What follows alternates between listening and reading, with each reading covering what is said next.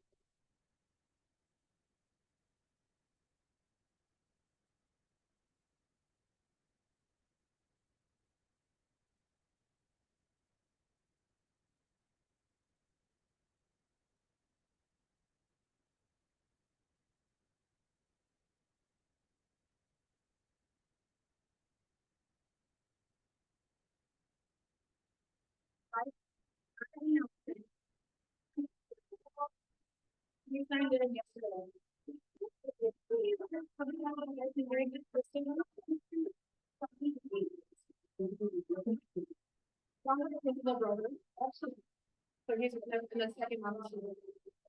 And then Allison is you probably get one of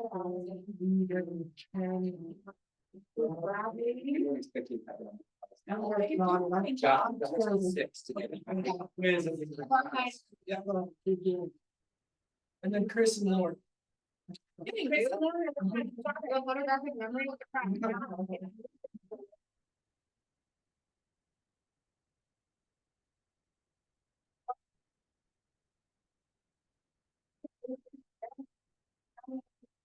How are you?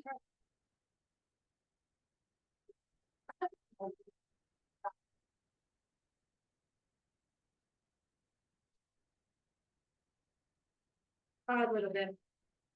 We did the river. It was 115 degrees in Arizona. But it came on last night. I was like, this can be the degree difference. We are gonna die.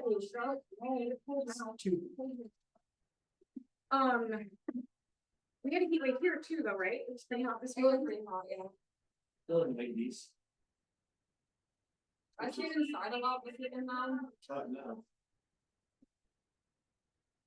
15. I'm outside. So my family lives in Arizona. So where are you from? I'm from Illinois, actually, but I spent most of my life in Utah. Like Chicago? Yeah, the suburbs. I say Chicago, but you know. But you're like not really not the Chicago you see on TV. More like kind of like cookie cutter neighborhoods and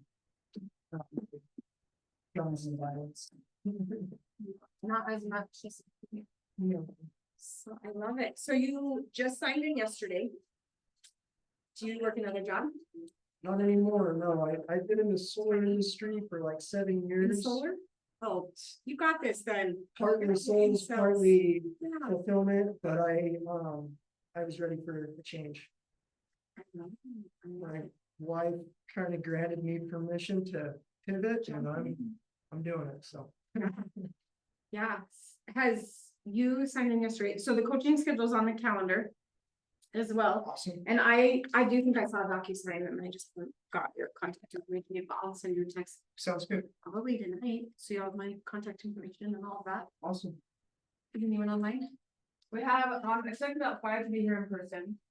And we're gonna have maybe like 4 to 6 online. And Kat said someone she knows is coming. She didn't know if they were coming online or not.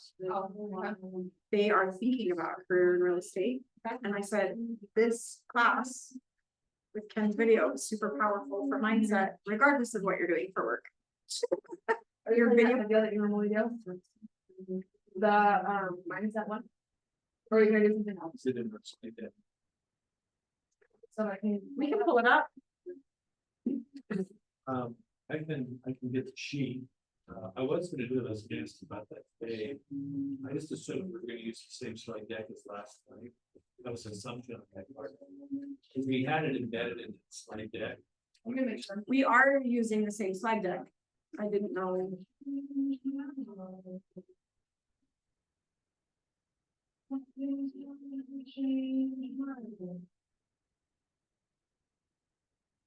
I think I'm There's one down there, actually, wait, go straight through that door, there's some right there. I think we should take the men and women's signs off the bathrooms back here, cause it really doesn't matter.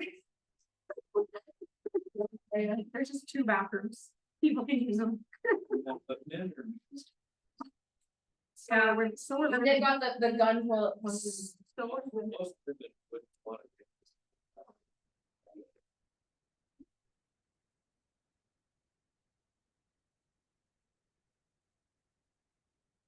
Thought about doing it.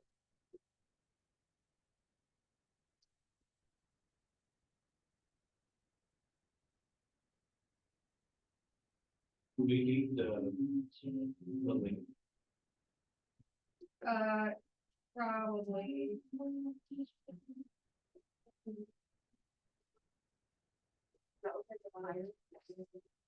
Leave it there and see if they can get.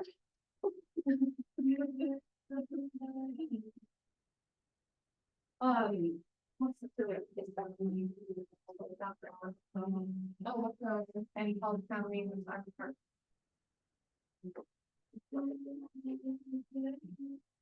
I mean, she's 40, she's not a baby child. I mean. I can't. Like all parents are controlled. If that happens, like. Here we go, can I got it right here? Oh, wait. It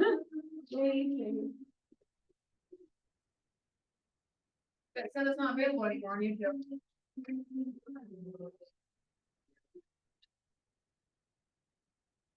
So solar cells and installation, because you said. Yeah, parts, so- something else. I actually was more on the fulfillment side. I'm actually an electrician, so I was doing a lot of the hands-on. But I would also kind of just advertise the fact that I was involved in solar, so I would kind of just get as many deals as I could on the side, but, yeah, I love it. that's what I did for a while. And, sick of, the industry as a whole. Here I am. I love it. I love it. I meant to call you back. You're on my Good, list. You're good. I'm gonna see you here anyway. I was just gonna ask you what the plans were for the open house day on Thursday. To door knock? Yeah. Mhm. Are you doing an open house on Saturday? No, I'm working the You just want the door knob. Perfect, cause Dean, who may come tonight or may not come tonight, is hosting an open house on Saturday and can't door knock on Thursday, so I was like, exactly. I was like, we can line this up, Oh, yeah. so, We'll meet the chief. so we got you. Give me a cup.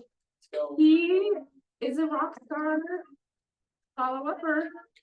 Even my man. I told you we were bragging about you. I know. did you hear about how everything went with, Brooke? Brooke said it was amazing. It was the best open house she's ever hosted. Yeah, we had 50 groups come through. Whoa, he's hosted a ton. 50 groups over the course of 3 days. Yeah. Holy crap. It's absolutely insane. I know she had multiple offers just at the end of, I think, the first day. And then she wasn't actually looking through any of them until Monday. To get as many opportunities. He got 4. He went under contract this morning. So if you have any leads to follow up with, I've been. That's a perfect thing. That I was talking with the other house. yes, perfect. But yeah, it was great. Just push the middle one. Well, I'm just gonna put it down, but. I'm gonna turn it off. Do you, so you guys door knocked for that open house? Yeah, I did a little bit. Okay, I door knocked about 50 houses. on the Okay. First day. Like Thursday, right before the open house. And that's it. Most of the advertising was done by social media. and the MLS and all of that, yeah. Perfect, it was a killer house, I showed it to some buyers. And they said it wasn't the house for them, and I was like, this is a killer deal, Insane, and they yeah. we went to South Weaver, but. Yeah. So, remind me your name, Levi. Levi, I this don't is remember. Judah, oh, is it? Yeah, my brother's, Oh, I don't, he lives here and, in Utah, actually, he's the only one of my family members that lives here. It lives here. So Levi's in sale, was in solar installation, some sales. Yeah. And Judah is Beeline, some. Whatever you call that, what do you call it, maintenance or something, some. I Production, don't I do the guess, sales end of it, I just do treatment. treatments, that's what I was looking for. Didn't I turn that off? Yeah. I bet probably would. Is it playing from his phone? Probably. Wonder if he pushed it. So we are expecting a couple more people, but well, we're waiting for them. So you have half taken Ignite, you took 1 or 2 courses before you went Yeah, I to think I took Vietnam, the right? first like 3 classes, and then I couldn't swing getting here on time, so. But now I This is have like Tuesdays, musical chairs. Thursdays off, so I can be here every day. Yeah, I love it. And you have never taken this is your brand new license, This your is first First brokerage. day. your First legit first day. in real Fresh. estate. Yeah. Hey, Did you come to team meeting today? What's that? Did you come to team meeting today? No, I did Okay. not. I was in the office just, Monday, getting everything signed and everything, and then I got the email about this and decided I should be here, so. This, you should, and this class is so good right when you get started. And then I tell the story, Judy's probably heard the story before, and I know Eden's heard my life story a million times, but I was just about 8 years in real estate when I moved to Keller Williams, and I took this course for the first time, and I was like, whoa, like this, I took nuggets away, like, cause you're learning from so many different agents about everything in the class. So, we have these books. You get the first, 2 sessions for free print. I also have digital copies that I can email you if you have a digital version, or if you want to buy the whole book, of all of them. They're $40. We do not make money on these. That's what it costs to print these babies. So, it's up to you guys how you want to do it. There's no pressure. I did buy a book. I mostly use my iPad version. For that. So Almost for today then, we'll play one of these. is that what you? This is the free one, yep, and you need one too, Judah? yes, Did you want to buy the book? I would probably. I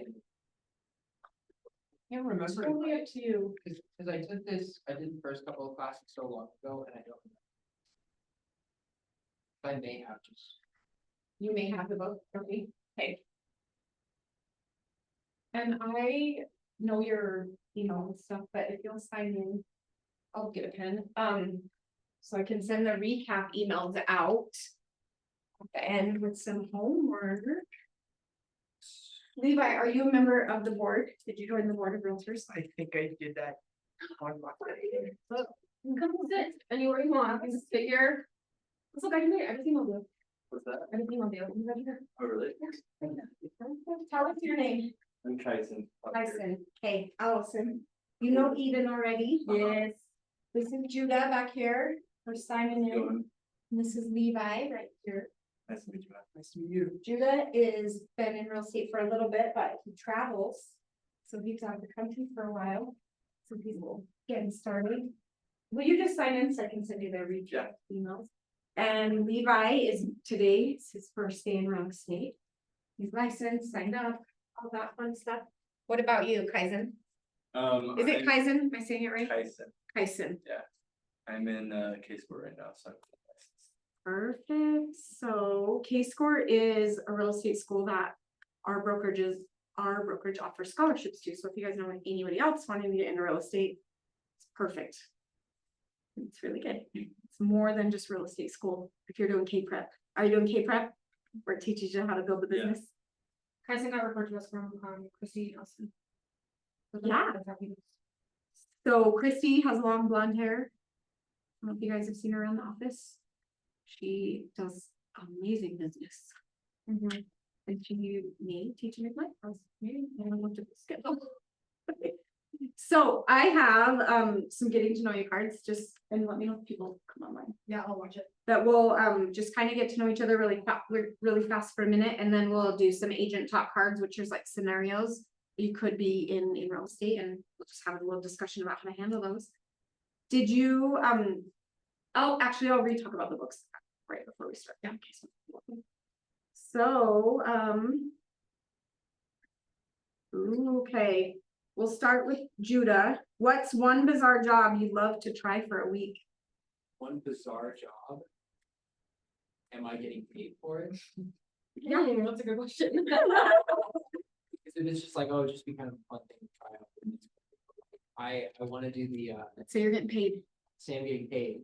There's a job where, you know, those really tall, radio towers and stuff like that, where you just have to go up and replace the light bulb every so often. Oh, yeah, And it's like, from like a helicopter. you climb. Oh. Like, It's like one thing at a time. The whole trip can take a couple of hours just to get to the top and back down. And it pays like $120,000 a year. And you'll Shut up. work like every couple of weeks. It's like one climb every couple Yeah, of weeks. yeah. Are you a climber? Do you I climb love mountains now? climbing. Okay, I used to do it a lot more when I was younger, but before you're married and kids and all that.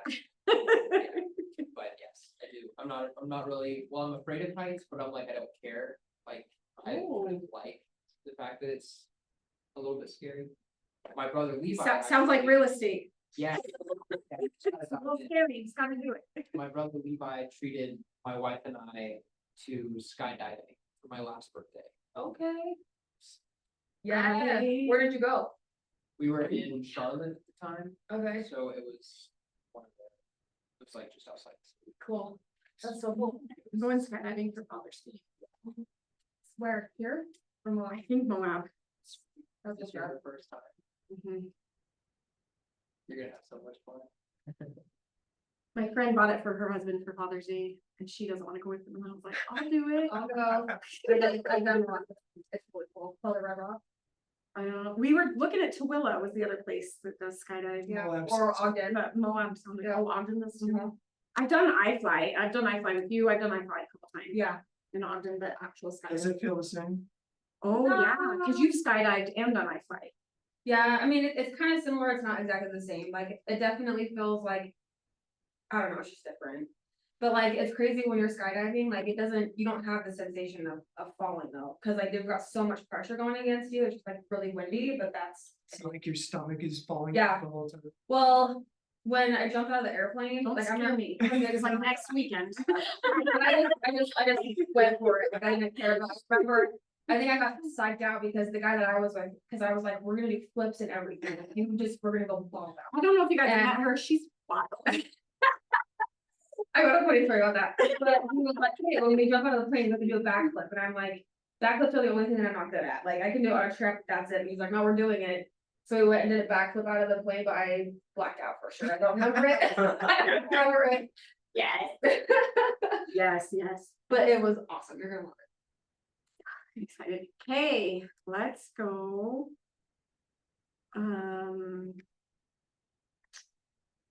Well, I have two funny ones, so let's go with Levi first. So if I went out and started your car right now, what's on the radio? Interesting. Oh, did you go to his concert? Did you see him? No, I think it was last night, I think. Did you just get George emotional? Strait. and- No, I wish I did. I'm a concert junkie. I know about most concerts. Right, well, I did not go to that. It was in Arizona. yeah, it's been a good one. That's right. Kristen, what's your favorite song?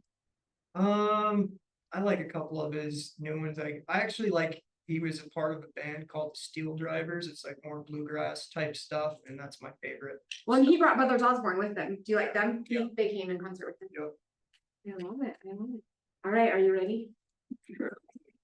Actually, that's what book should everyone here read and why? One of my favorite books that I would recommend to everyone is Mindset. By Carol Dweck. Ooh, I love that book. Good answer. Yeah, have you guys read Mindset by Carol Dweck? She is a researcher that like actually did, and I just happened to love that book. That's so random that I knew that concert.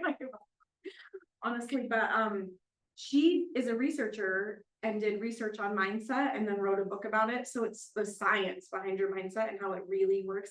And a lot of our stuff today is on mindset. It's super cool. Mhm. So, Mhm. love it. All right, even. Ooh. What is the best and worst part of your morning routine? The best part is. I've got a skincare routine that I do in the morning, self-care. But before I get out of bed, my cats are always like curled up in balls, like as stupid as close as they can be to me. And one of my dudes is just like a big puddle of love, like he just like says, let's me do this, and he just lays wherever I put him. And I pull him up and I put him right here, and he just perfectly just lays there for a minute. That's your best part? Yeah, Okay, what's your because worst I part? hate mornings. Which I was gonna Getting say out of waking up. bed. Yeah, waking up is the worst part. I hate mornings. I hate them. Yeah. But I'm working on that mindset. Yeah. There you go. My card says, if you gave up TV and internet for a week, what would you do instead? I'm not really a TV-er. I would sit at the beach. Go to a concert. I would probably go to Go the float a service. river. I did have no phone service all weekend. 'Cause I was floating. I have to worry about it. I didn't know you were not gonna have service. I didn't know either. And I needed a ride home from the bar because we were bar hopping all along the river. No phone service. Well, We figured it out. I did a good time. Hey, now. Let's talk real estate. I know you're still in school. And you have been doing real estate and you're brand new.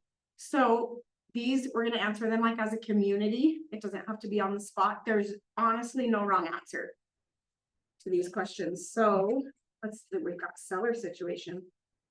Okay, you're competing against 3 other agents for a listing. And they ask, why should we work with you? What are you gonna say? So they're sellers. Yep. So do you know why somebody should hire you over someone else? And it's okay not to know why, but if you do know why, we have a class in Ignite called Unique Value Proposition where you create that. we're gonna learn all of this. But it's something to start thinking about. Yeah, I mean, one thing I would say right now is, because I'm still in the early stages of real estate, I have a lot more time to devote to my clients. So if they want me to go out and door knock for their house, if they want me to hold an open house, if they want me to do a million different things for their home specifically, I have way more time on my hands than some of the other people.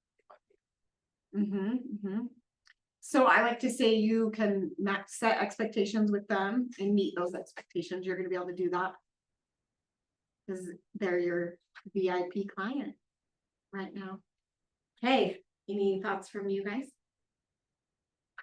Thinking along the same lines as far as work ethic and just that. I think he hit, I guess, the nail on the head as far as having more time on your hands as a new agent, but just putting forth the effort, knowing that I probably don't have as many leads or many people that I'm working with as somebody that's been in the business for 10 years, just knowing that it'll be all hands on deck to help them out.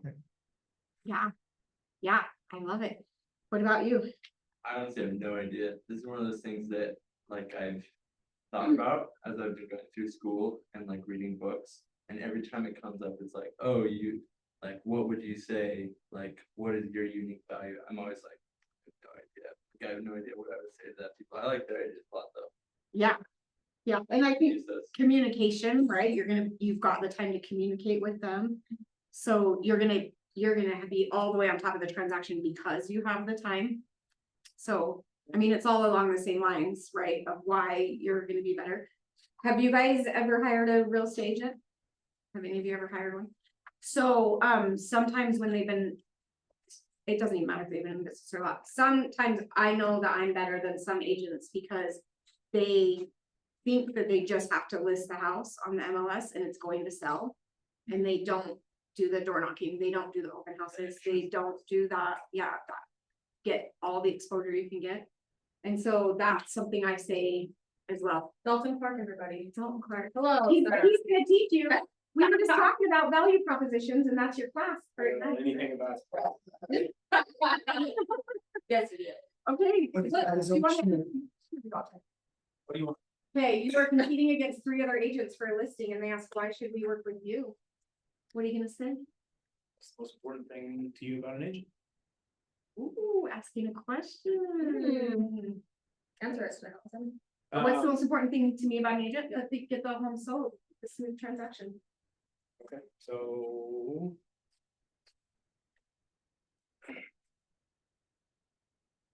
There's a lot unpacked there. I'd go with more questions, honestly. I don't know if that's really helpful.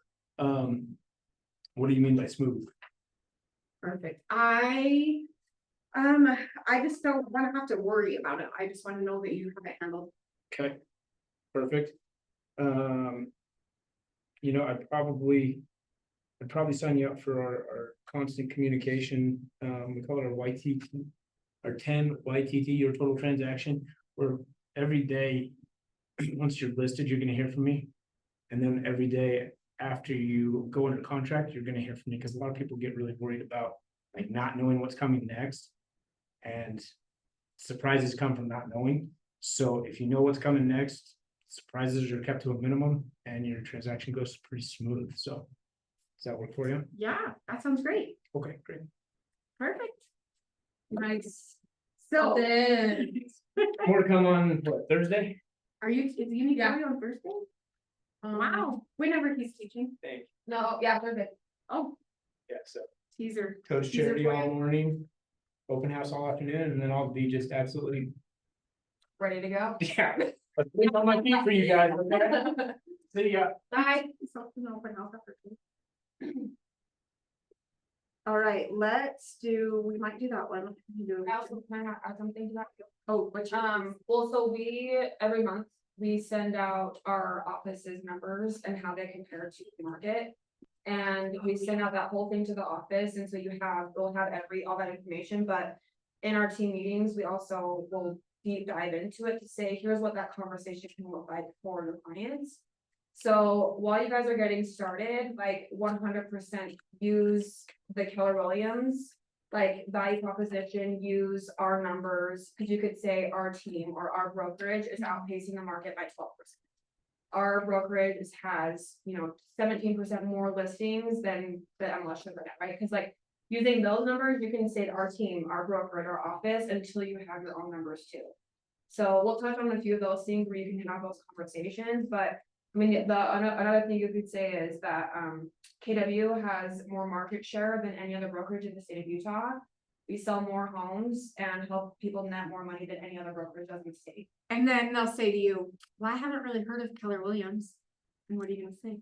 So Keller Williams, so our model is that we're helping our agents build their own businesses. So we allow the agents to brand themselves rather than necessarily having to use the Keller Williams name, because at the end of the day, the clients want to work with you, not necessarily Keller Williams. I think having a good reputable name backing you up is really important, but that's not going to be the deciding factor as to why they work with you, right? So we want you to shine and your name to shine. So that's why people aren't as familiar with KW, is because you could have, like, my brand is Living Salt Lake and Allison's is Salty High Homes. Like, so that's all about the agent here, that's why. You do have to have the logo for compliance purposes, but we really have you branding to yourself, where at other brokerages, you're branding to the broker. Yeah, and just to preface, like, don't worry about that right now. Don't just Yes. focus on KW stuff, just keep it with the generic stuff, get your business established, and then we can do that later on. Yeah, we can do branding, and I do that later on in coaching, once you've closed a couple transactions, because really, that doesn't make you any money. What makes you money is talking to people like this. So I know we're gonna run out of time, but you just got your real estate license and you're calling to let your best friends and family know. What are you gonna say to them? Anyone want to go first? This is a guess, because I'm really new to this, obviously, but something from just a few trainings that I've kind of been able to listen in on and whatnot is just like when they refer to the database, just it's almost like better you can be at keeping your name or your business fresh on your database's mind, so to speak, in the probably least pushy way possible, but just that constant reminder, like friends that I have, they're realtors, as far as social media goes or whatnot, that's my reminder that I'm never gonna forget that my buddy Jake sells homes, cause Yeah, I'm being reminded on a almost daily basis, but, I would say, yeah, just keeping your name fresh on their minds. does your friend Jake call you? About real Um, estate? He is working in California right now, so I think he's more focused on the On there. California database, but we more so keep in touch just as buddies, you know what I mean, but. Mhm. Yeah, he definitely. keeps That's in what touch. I do. I just mostly keep in touch with my friends and family as buddies, and then I provide real estate value. And then they work with me. So what about you? Any thoughts for you? Yeah, I think I would express like excitement, like, oh, I just got licensed, this is what I'm most excited about, like, I'm most excited about helping people get into homes. Yes. Sell their homes, and then ask for referrals, like, at the end, like, do you know anybody that I could help, like, if they're friends or family, they know I'm just getting started, so they know that I don't really have any leads right now. So just asking and be like, hey, like, I know you wanna help me out, and I wanna help you out, so like, do you need help, or do you know anyone who needs help? You know, you Yeah. can, like, Yeah. Yeah. And then you're like, and you know why you should hire me? Cause I'm gonna be the best, hardest worker for you. Like we talked about. What about you, Judah? You've kind of done this a little bit already. I have a little bit, yeah. I mean, what I started off with was just a basic Facebook post and then, cause I'm not a huge social media person, but my wife and my mom and a bunch of my other friends are, and so they took that and they shared that with their friends. And what I ended up saying was, something to the effect of, hey, I finally started my real estate career working with Williams. It's been a long time coming. You guys can leave me. Who's looking at my house in Utah, let me know. Yeah. Perfect, yeah. And if they get hesitant, I say, I have Keller Williams backing me. Like they're, like you have a mentor, you have a whole office here that's gonna help you get through the transaction. So we're not worried about dropping the ball. The open house stuff, that's probably been the biggest thing for me. Yep, hosting Every open time- houses. Every time I'm doing an open house, first thing I'm doing is letting everybody know that I'm doing an open house. Mhm. Yeah, so people at work who are originally like, oh, like, I don't know about talking to you about real estate, you know, I don't know how serious this is, this could just be like a page or one talk to another. It's seeing not a those- big mom. Yeah. I'm dyeing my hair black, but it's gonna be- That's why my soul is still back. all started in. Yeah.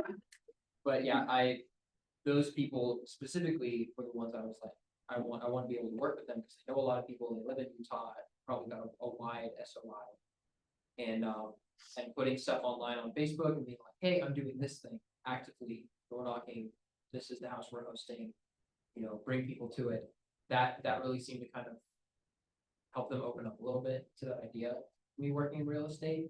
And so I think that's a big thing. Yeah, Well, Yeah. I'm glad that you made that point too, because like, we obviously have our perspective of the business, right? And we know that like pulling an open house isn't necessarily like our open house or whatever, right? But to the consumer, it doesn't look that way. They don't know anything otherwise. So if they're seeing that you're holding all these open houses all the time, they think it's for your listing. They think it's because you're busy. When they in reality, also are seeing how hard you're gonna work they when it see how is your hard you're listing. working. Mhm. So Thank it's like, it's the story that you're telling to them online, and exactly like you said, like it's giving you way more credibility, even though maybe you haven't sold a home yet, but open houses are by far the easiest way to get out there, like get into the weeds of it all, but like the open house is the excuse for why you're also marketing, like that's why you're knocking on the doors, is to invite neighbors to come to the open house. It's so simple.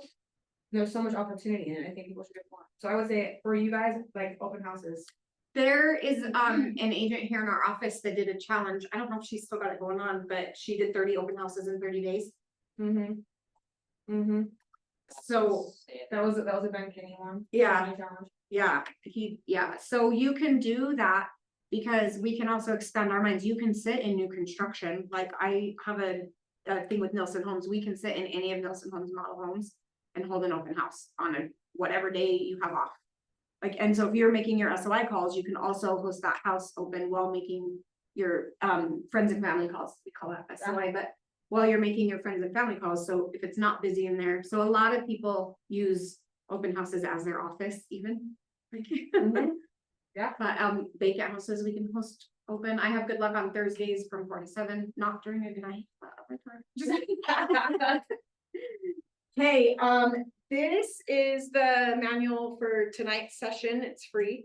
If you want that, if you want to buy a manual for all the sessions. It's $40. We don't make any money on that, or I have a digital version of this if you guys all want the digital version. But we don't have these out at other ones, just the first one. Just the first two, so they have the content for tonight. They have the contact for tonight, but I will email you all the full guide. Did you want to buy one? I'll just grab the first. This one, okay. And then I'll email you guys the full guide as well. Anyone online? Okay, and Also then reminders, everybody, we're supposed to have like 10 people, so.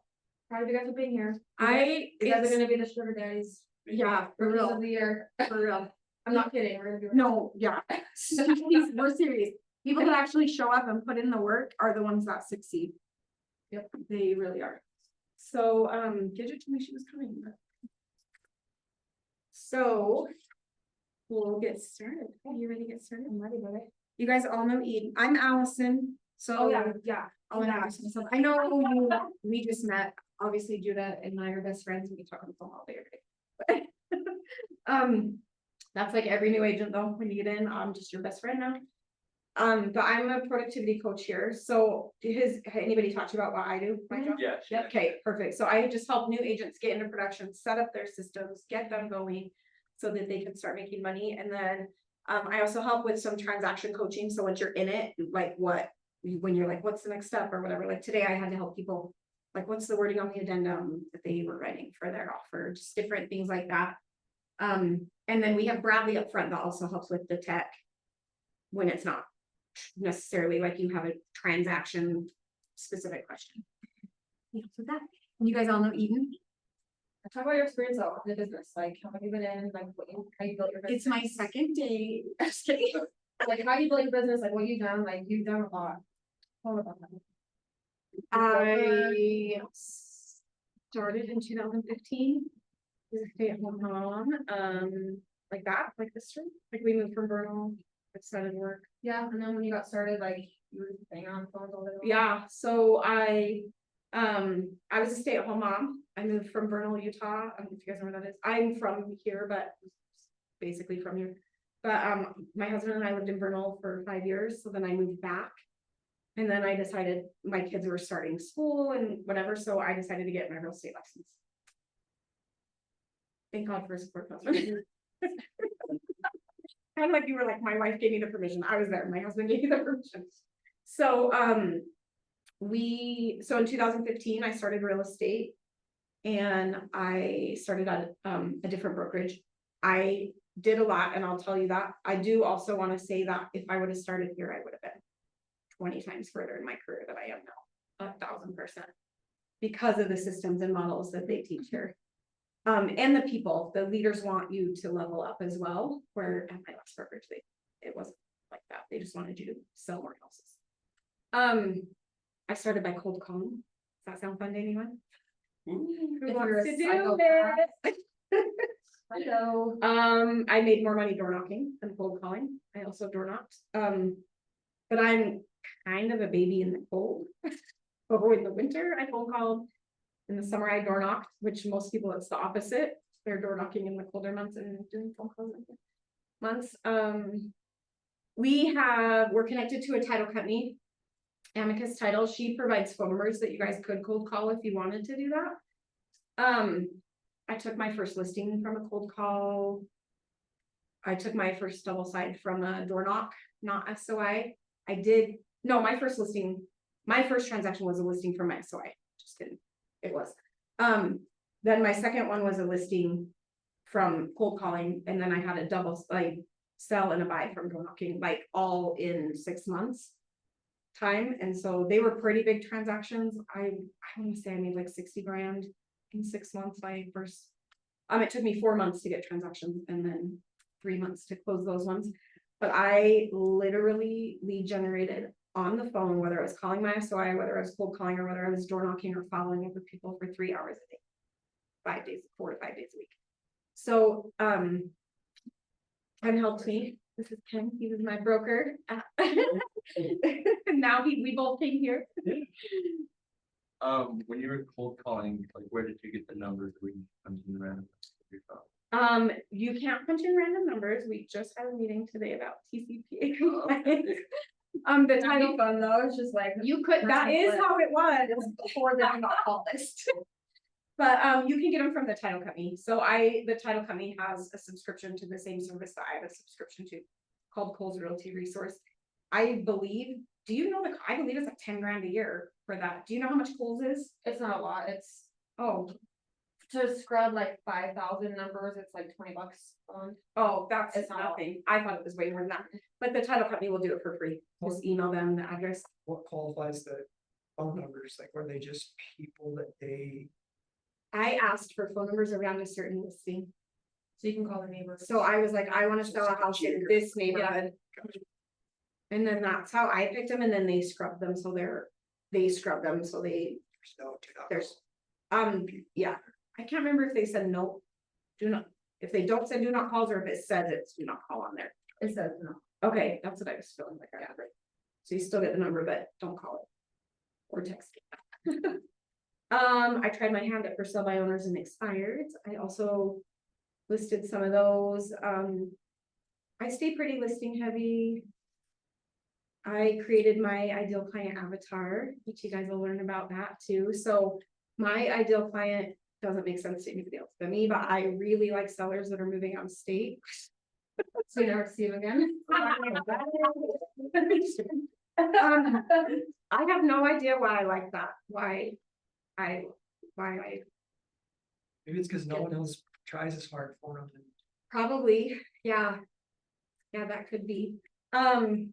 I did for a little while, I did people that wanted to buy and sell, like upsize or downsize.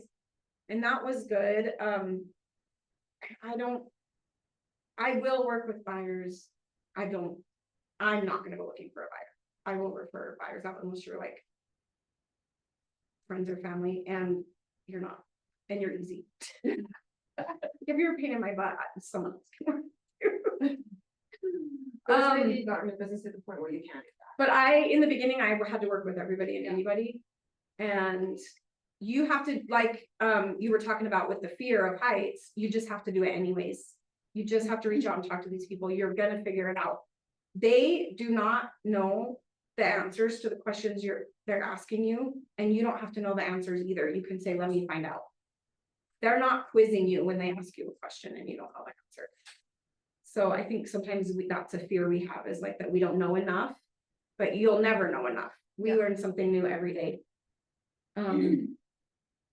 Every transaction's different. Mhm, No transactions are the same. mhm. I just had a super easy one close last week and it blew up at the end when I got down. Sellers did not. So I had to try to deal with that also, but I dealt with it. I got paid, they're out, everybody's moved in, everybody's happy. It's not the end of the world. Anything else you want me to say about me? My business? Something about you. I love concerts. I love the outdoors. If you could do any weird job. Ooh, if I could do anywhere. She didn't answer that one. You're right, I didn't. Did you answer that one? You didn't either. I don't think any. Only you did, right? We're all in agreement.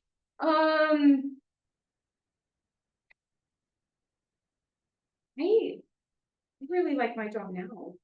I don't know what I would do. Any weird job. Plumber. I would not, I can't handle smells. Ooh. No, that is something about me. I puked out the zoo in the gorilla cage. Oh my God. I cannot almost- handle smells. She literally almost threw up because of the smell. It wasn't even the gorilla cage. I don't remember, it was like the The birds. lizards. There was like skin wrapped in there and I'm like, oh, That was so funny. like actually. I don't do smells. I would not be a plumber.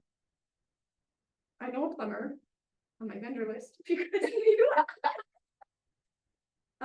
If I could do a weird job, I feel like I don't know the answer. I like my job now. I would test out beds. Okay, yeah. Thanks. The bed critic. What about you? If you could do any weird job and get paid for it, what would you do for 1 week? Right, it was a 1 week job. Keep it PG.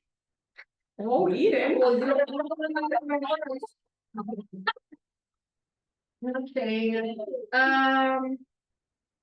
Wait, yeah, because you're only doing it for 1 week. can you be like a professional traveler, is that a thing?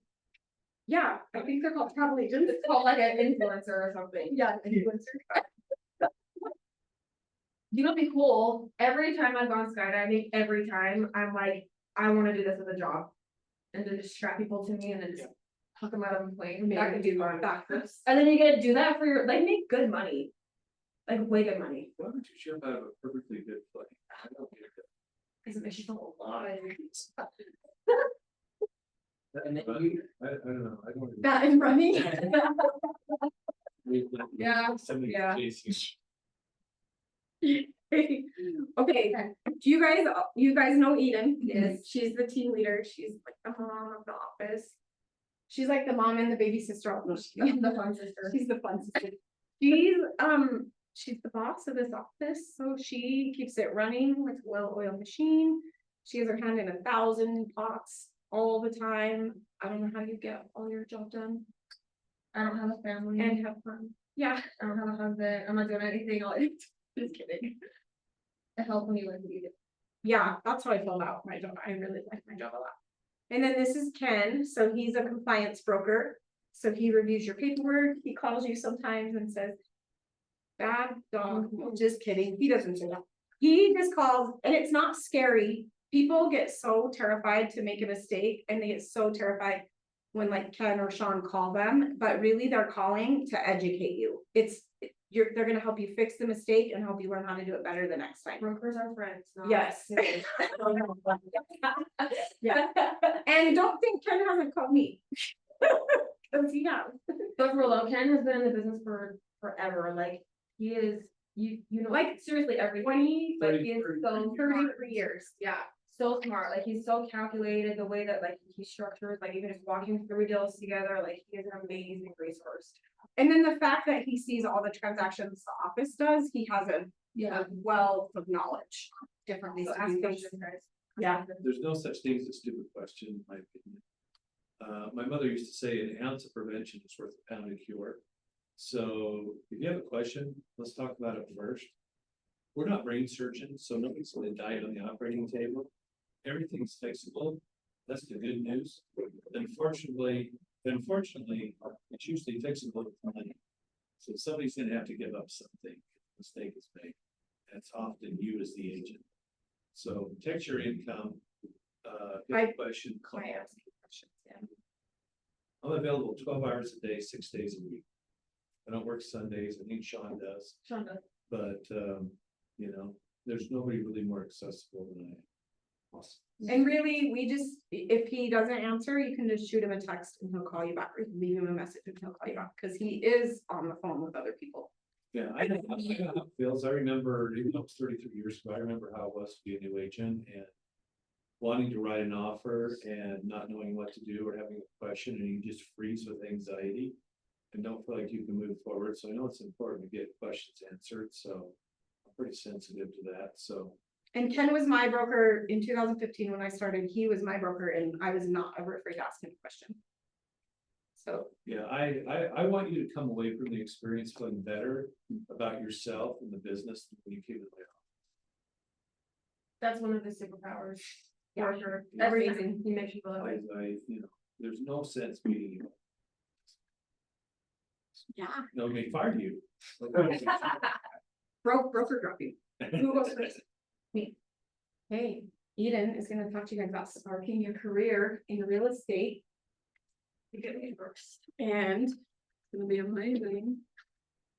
I was long getting myself ready. I was, no. Last weekend I transferred to this office about a year and a half ago. But I've been with Keller for about 11 years. So I'm not new to the company, but I'm newer to this office. But last weekend, I went to Moab with my previous coworkers. And it was kind of funny because, my Allison at my old office, the coach, his wife was there, Asia, she's the best, and she knows all of us, like, she's hung out with us, we've gone on dinners and whatever. But she was there and she was like, I don't really know anybody here. And I'm like, yes, you do. What are you talking about? Like, you know everybody. And she's like, well, I thought I knew you, Eden, but I only know the professional side of you and I don't know the crazy side of you. But I'm not crazy. I just like to make things fun. Like, We just have a good time. we like to have a good time. So, anyway, you get me wilding out, but we're gonna have a good time when we do it. So I'm gonna I'm not gonna go through the slide deck necessarily 100% because I And have no teacher really does. I wanna talk about like things that are really gonna help you drive the needle forward, like right now. So we're gonna go over a lot of mindset stuff. To get started, just kind of setting up for success. We're gonna talk about money and what to do with your commission checks when you do get paid, is kind of like the basics there. But ultimately, I want you guys to be able to leave my session before Ken starts with tools to use in not only establishing your value proposition, but also how can you provide value to your people when you are reaching out to your clients. So when Allison asked the question, I'm gonna go, okay, but you guys will get an email from me tonight with your recap and all the resources they provide. bye. But when Allison asked the question, like when you reach out to your clients or when you're reaching out to your SOI to say you're in real estate, what are you gonna say? Like, what are those options? So we're gonna talk about actual like business building things that you can do to start either building a pipeline until you get licensed or things that you can do now to get started. But first, have you guys been hearing about the NAR settlement updates and all of that stuff? We did a team meeting about it today. We did record it. So if you guys have questions, we've got like a FAQ already printed out. But I found this video that I just wanted to kind of start with just to kind of get your mindset like rocking, because I'm actually really optimistic about the updates happening with NAR because I think it's just gonna hold our industry to a higher standard. I think that the professionals are really gonna shine through. The cream is gonna rise to the top. So I think there's gonna be a lot of good coming out of it, in my opinion.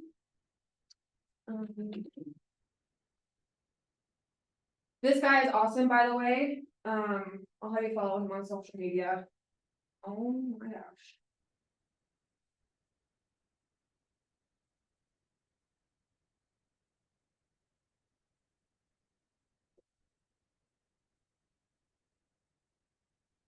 I think they turned the volume down On that. when the music was playing, somebody. Nothing, right? Okay. And I think that most of us know that when we go in and spend $100 in a business, that business owner doesn't make that $100. They've got a cost to.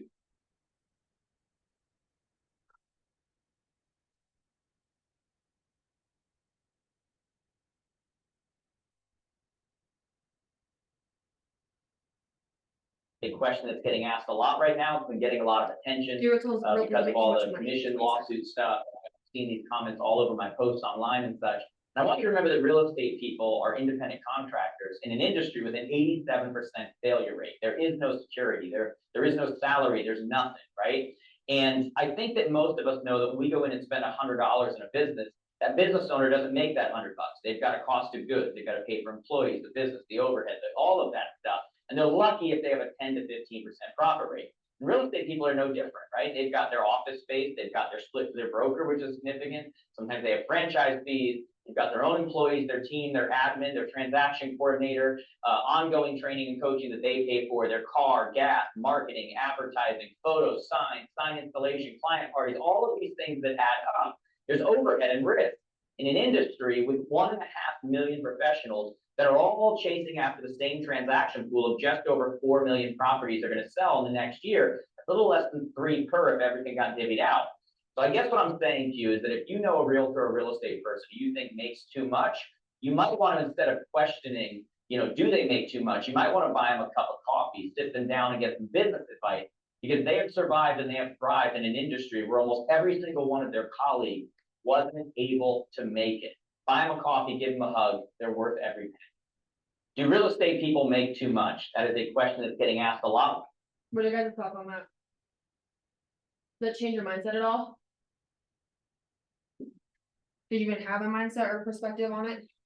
That was something that, I guess in the time leading up to me making the decision to enter like this field, that was read all these articles about the situation and it got me really nervous about everything. And I guess, I mean, through my own research, it's like, well, you would know this better than I, but in Utah, like what percentage of homeowners or I guess buyers and sellers use a realtor for the purchase, whether it was like 90-something% or something still. I guess question that comes up, it's like your other option would be to buy or sell yourself, right? Mhm. Represent yourself. Mhm. How difficult is that in today's day and age for the consumer to do that? You know what I mean? Like why? I know there's a lot of reasons to use a realtor, but as a realtor that's in that situation with somebody who might be thinking, oh, I could do this myself, Mhm. aren't there a ton of hoops that they really do need to jump through ultimately? And I guess, I don't know if I'm making sense here, but Sure. how do you go about that conversation when you do have somebody that you're potentially working with that does think that they could do it on their own? Like they could sell a house or buy a house or both? Both? Do you have any, what we don't have to that? Yeah, I mean, we get asked that question occasionally when we're sitting down with, especially a seller, because when you're sitting down with a seller. In a listing appointment, you're negotiating both your commission and the buyer's agent commission, the way that things are currently structured. And so that you're talking about a lot of money. And so a lot of times they'll say, well, I don't necessarily feel like I need help because I can do that myself. And I say, well, so what you're saying to me is if you inherited $500,000, you would be comfortable yourself investing that money and getting yourself the highest rate of return without losing the money. Well, no, I really don't know anything about investing money, but I think I could probably sell my house. Well, it's the same thing, right? You know nothing about it. It's the largest amount of money that you're probably ever gonna come across in your life unless you turn around and sell again.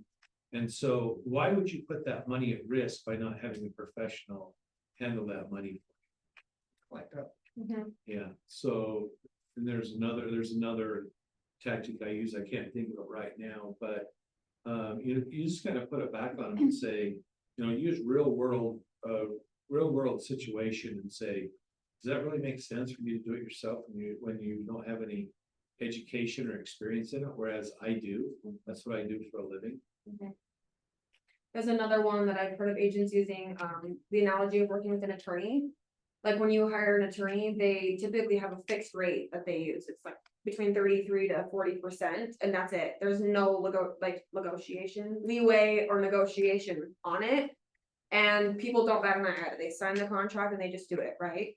So from my personal perspective, I feel like people are willing to pay more money if they know what they're getting, right? People are willing to pay for luxury, they're willing to pay for service. And really, in the absence of value is when price becomes the issue, right? And so I think for that, in that case scenario like that, I would do more digging to figure out like kind of what Dalton does. You'll learn from him that he asks more questions when there's an objection, because you'd want to understand where they're coming from. And so one thing for me that I really would like, even through Ignite and everything, I want you guys to get really, really clear on is what is your value proposition? How can, and not only knowing what that is, but how can you articulate it to your clients in a really compelling and effective way? Because that's where I believe until recently I've seen a missing link is we know what our value is. And I think you guys are going to be very clear on that too. But how are you telling that to the client in a way that's compelling to them that they're gonna buy into, right? Because like if I'm driving a freaking Mercedes that's always in the stupid shop all the time now, like I'm paying that stupid car payment and I'm paying for the service, but I know what I'm getting with Mercedes, right? You go to the Ritz-Carlton, you're paying more because you know what you're getting. So how can you provide like a Mercedes level customer experience or a Ritz-Carlton level of customer experience? And I think as you get more experience under your belt, it's so much more than just facilitating the transaction and getting the documentation done and doing the communication and whatnot.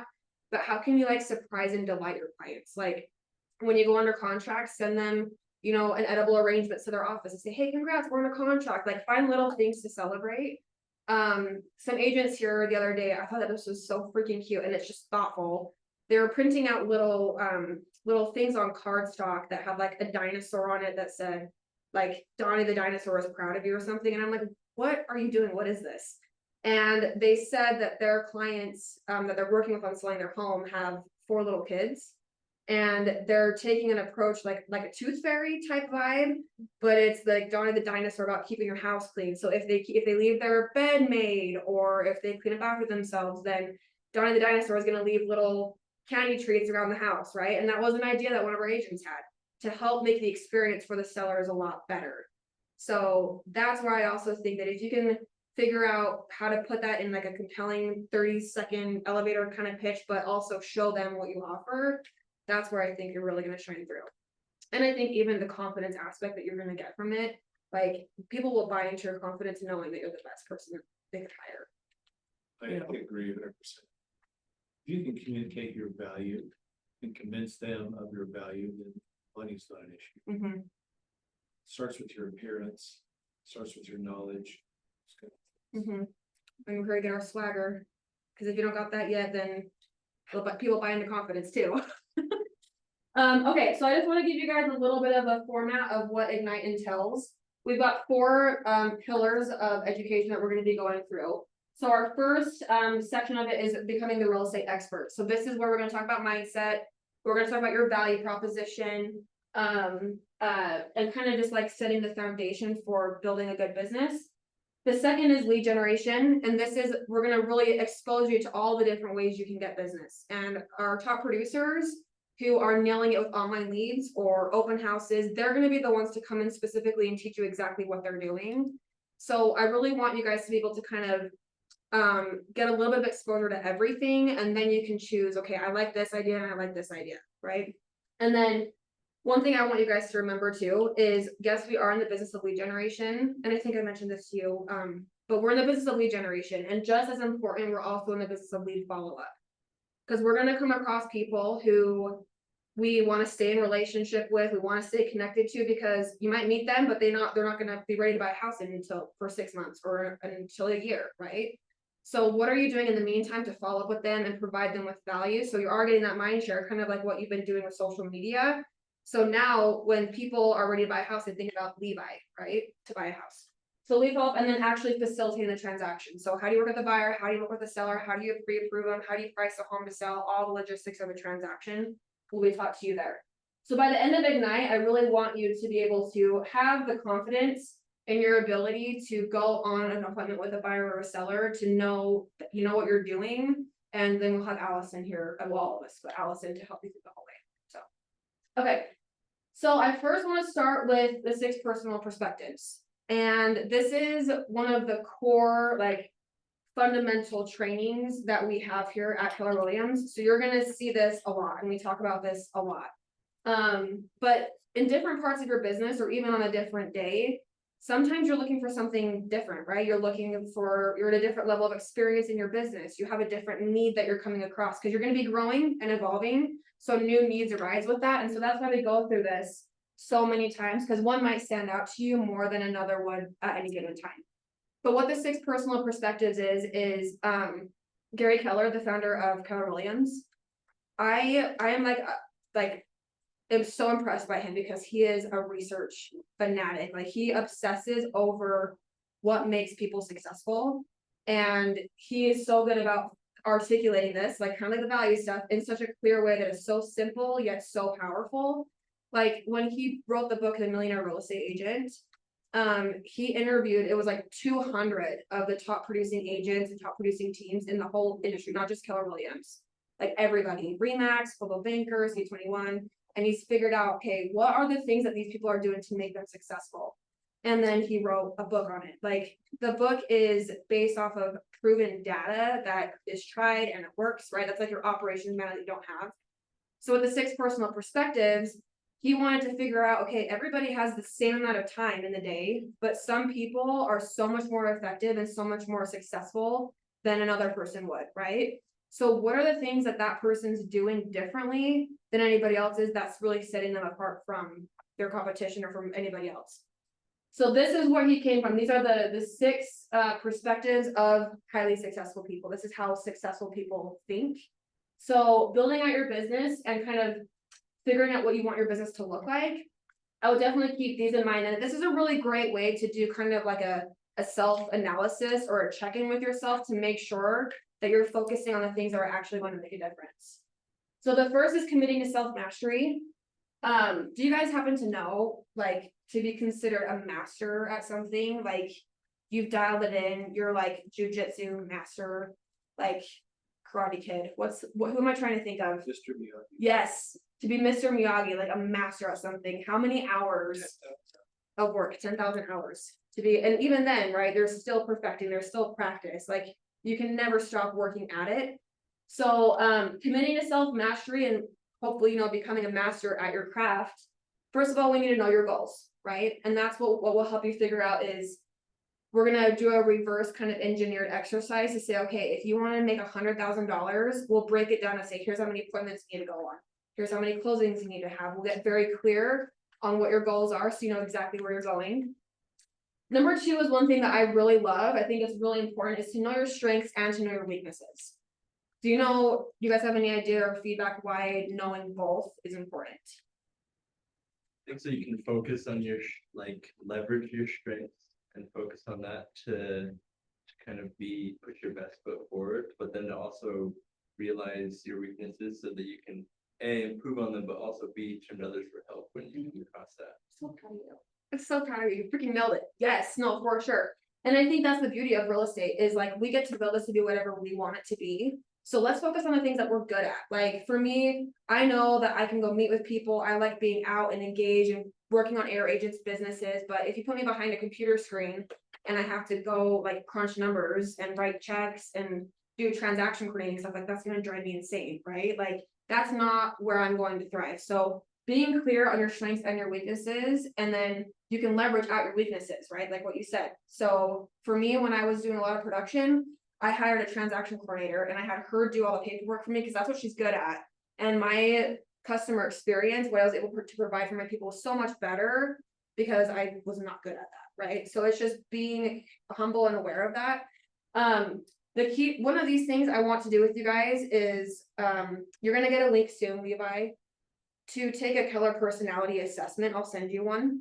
And what this personality assessment does is it basically tells us, okay, based off of the type of person that Levi is, your personality, right? Here are the things in the business that he's going to love to do. Here's the things that he might not be good at. It tells us what your ideal work environment's like. It tells us what your team dynamics like, how you best operate, how you best communicate. That's actually one of my favorite parts about my job is to sit with you one-on-one and go through that report together. Because not only do you get to know yourself kind of more on like a third party perspective, but I get to know you on a way deeper level and how we can best coach you. But you leave with more of an awareness of what those strengths and weaknesses are. So we'll get together and do those one-on-one together. And then seeing how they work together so you can maximize necessary knowledge, skills, and habits to reach your goals. Okay, number two is committing to the 80-20 principle. This is also known as the Pareto principle. And it came from a concept, I think it was like the late 1800s in Europe, where one of the people that was, I think he was in the, he was like one of the high politicians or something during that time, but he realized that 20% of, or 80% of the wealth that was coming was owned by 20% of the people there. And so that concept kind of stuck with him, and it really does apply anywhere. And this is one thing that you're going to hear us talk about a lot is the 80-20. So do the 20% of your actions that you're doing, can they correlate to your 80% of results?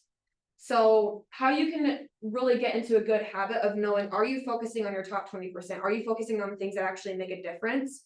Is you could like write down a to-do list every day.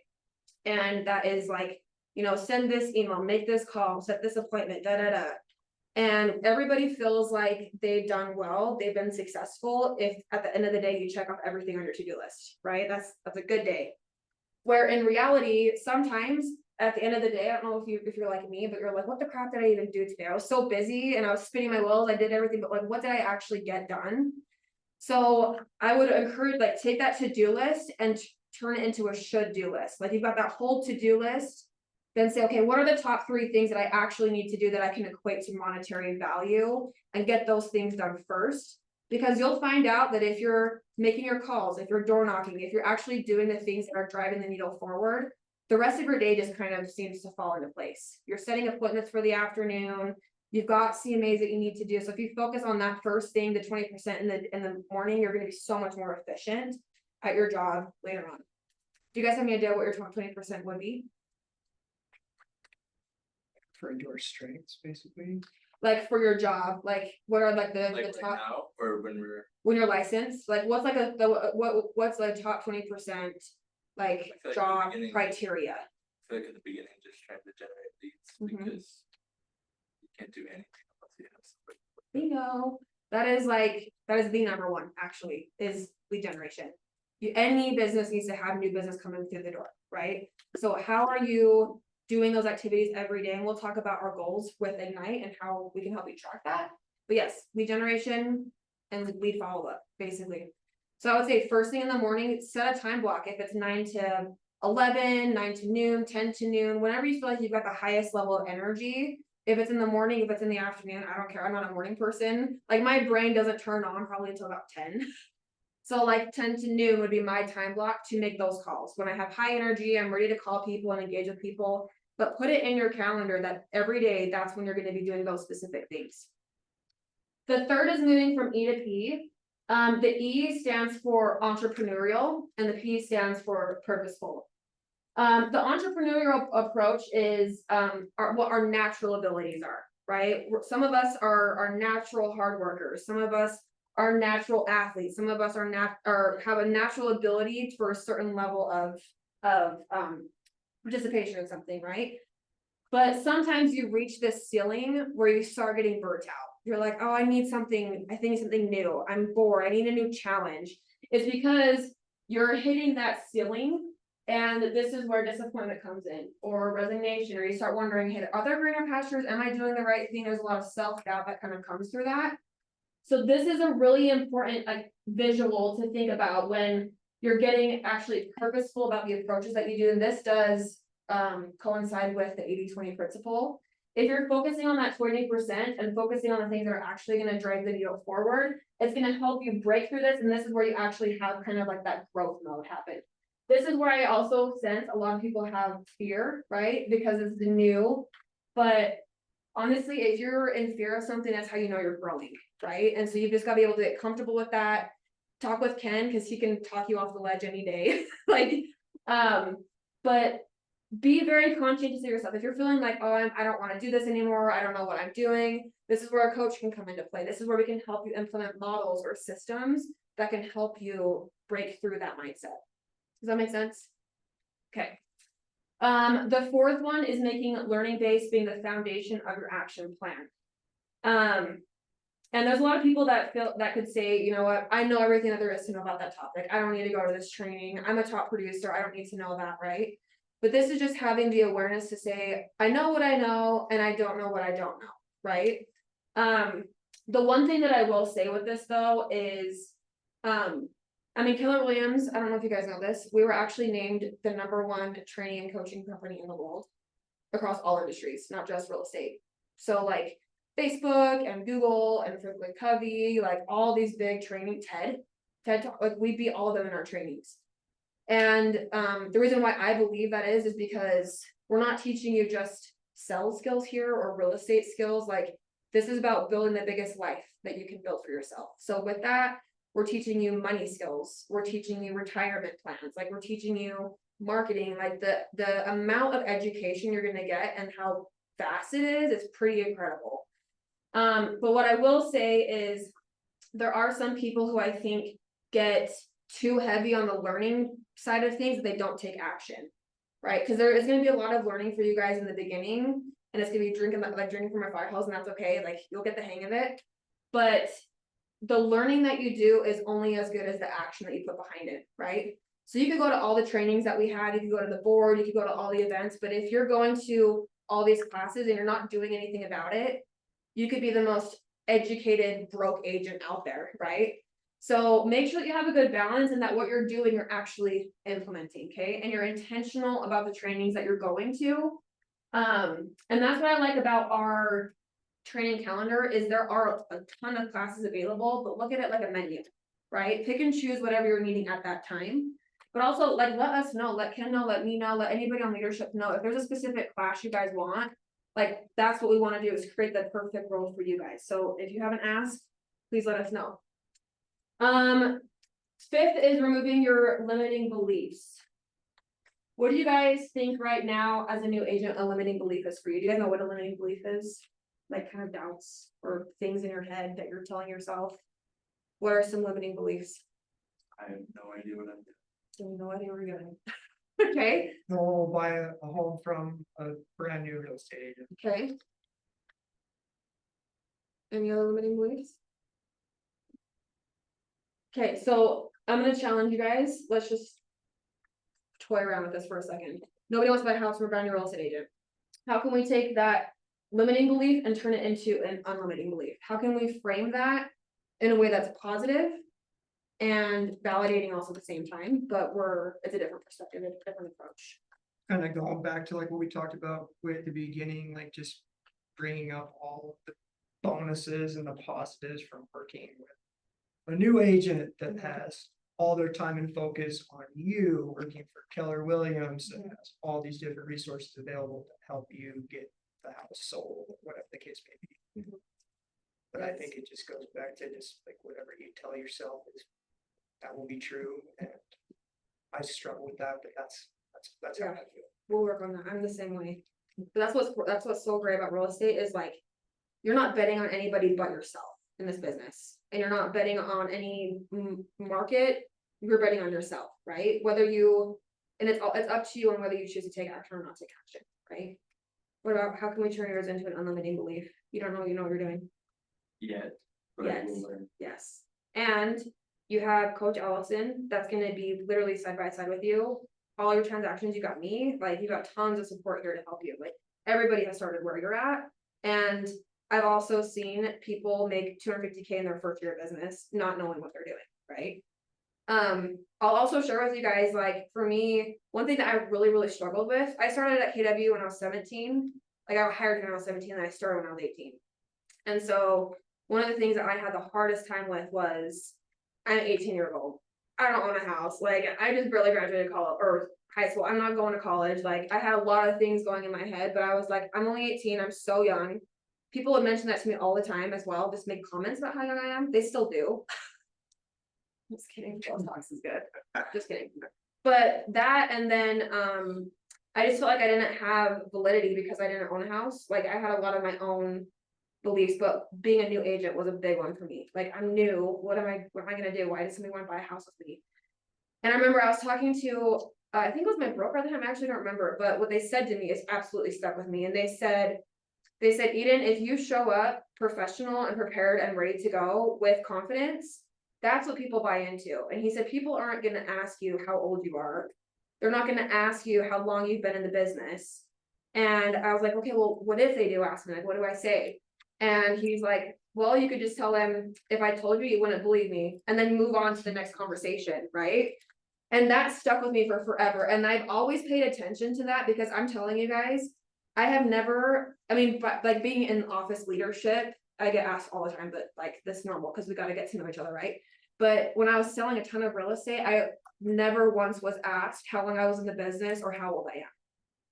It was just all in my head, right? So I'm gonna leave that with you guys, is like, if somebody asks you that, just say, if I told you, you wouldn't believe me or something, and then just change the subject, okay? Because you're in full control of the conversation and we'll teach you that dynamic, but I'll leave that with you guys, like, it's all in your head, it really is. And that's what I'm hoping, if I can help you with, is to help you get that confidence.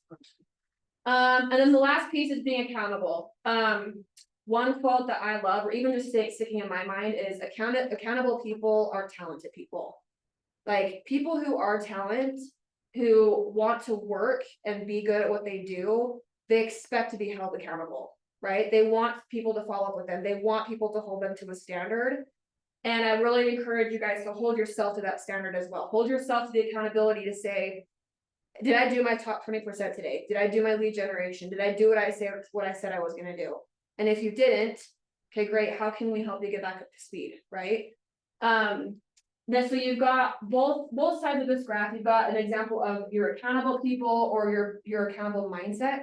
And then you've got your victim mindset people, or the people who are okay just kind of with the status quo, right? They don't really wanna grow, they just kind of are like, there meandering around, where this is more like, I'm pushing to be the best that I can be every day. So, your victim side, you've got people who, they don't seek reality, they're ignorant, they don't ask questions, they just kind of like meander their way through the transaction or through the day. Where on your accountable side, you have people who actually seek reality and they check in and see what the actual situation is.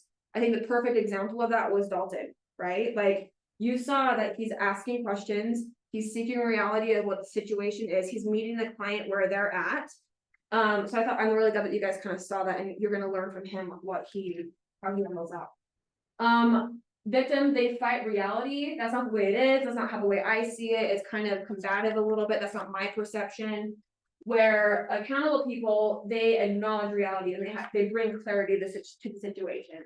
This is the way it is, got it, I see what's going on, I understand where you're coming from, that's a great point, like a lot of more validation around that.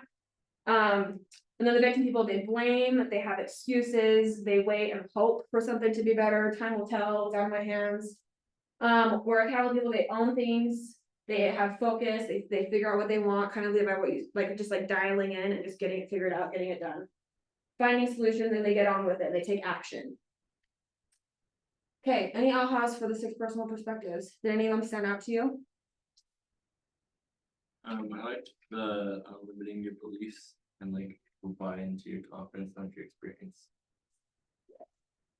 Yeah, I got you. And like, I think I told you guys this, I am so passionate about helping develop young professionals. Like, I believe like young professionals, like the ones who got it, who are jiggy with it, who are ready to go, like that is energy that I want to harness, because like I've had that and I've had people help me pull through that. So like, if you guys feel like you're kind of getting in that mindset, you're getting stuck in your head, just come and talk with me. Like, I'll tell you about my experience, I'll help you through it. Like, that's the one thing, is the success that you're gonna have in this business is all determined on what goes on in your head. It really is. And so don't get, you've got a community here, you've got leadership here, like we're gonna a big family, you guys are gonna get to know that really quickly. And so leverage me, leverage whoever for that. So I'm glad you like that one. Levi, Judah, do you guys have anything that stood out to you?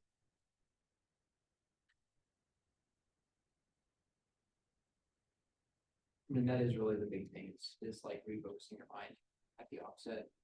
If you keep telling yourself that there's so many reasons why you can't do something, that's what you're gonna focus on. It's definitely been a huge help for me to just go out and do it, even if I don't feel confident in it. Like the first time knocking on people's doors for the open house, I didn't have any scripts prepared. I was like, okay, 10 houses in, if I talk to 10 different people, I'll have something figured out. And if I don't have an answer for something that somebody asks, then I'll know that for the next house, and it worked out well. And I'm definitely still working on all that. My scripts need some work, but I'd rather be doing that than just reading about it in a book and then talking to people. And the single biggest barrier at the offset was just me deciding whether or not I felt confident enough to do it. Love it. Well, and one thing, I was listening to Mel Robbins' podcast. Sometimes when I'm like feeling like I'm stuck in my head about something, or I want to reframe my mindset about something, I'll just go to podcast and then just like look at the titles and then just click on whatever like is kind of speaking to me about what I'm looking for. And one of the ones that I clicked on was, it was like 7 of the best ways to build confidence or something like that. But one of the things that she said that stuck with me is the best way for you to build confidence is by keeping the promises you make to yourself. And I think that is like, if you can just commit to that and do that, that's the best way that you're gonna follow through. So I think that's the best example of that, is like, you didn't know what you're doing. You were like nervous about it, but you still showed up and you still did it, and you still made the promise to yourself that you're gonna do at least 10, right? So that's the thing, it's all about you guys, it's all about your mindset, it's all about your confidence, and it's all about the promises you make to yourself. Okay, since we went a little bit over time, I think I'm just gonna skip over all this. I'll send you guys these slide decks, so you can look through it, but what I wanna do, we'll come back to this at the time. Okay. I wanna share with you guys a few things. As we're helping you like build out your business and get everything started. Did I give you the brain light brother? I think I did. Did I email this to you? You might have. Maybe I'll give it to you anyway. Okay, so. Reaching out to our SOI, to our clients, to our friends, to our family. Nobody wants to be sold to anymore, right? Like, even for me, if I've got somebody knocking on my door, like, my answer's already no. I don't even know who it is, like, whatever. I might not even answer my door, right? But I also live alone, so that's different. But, it's the same thing, in the absence of value is when either price becomes an issue or you're not able to connect with people, right? Like, so what's the value that you're offering to people? And that's where, if you're door knocking or if you're reaching out to people, that you can really switch their mindset. And if you're knocking on somebody's door, you can knock on their door to say, hey, we just listed a home for sale down the street. Do you know the Andersons?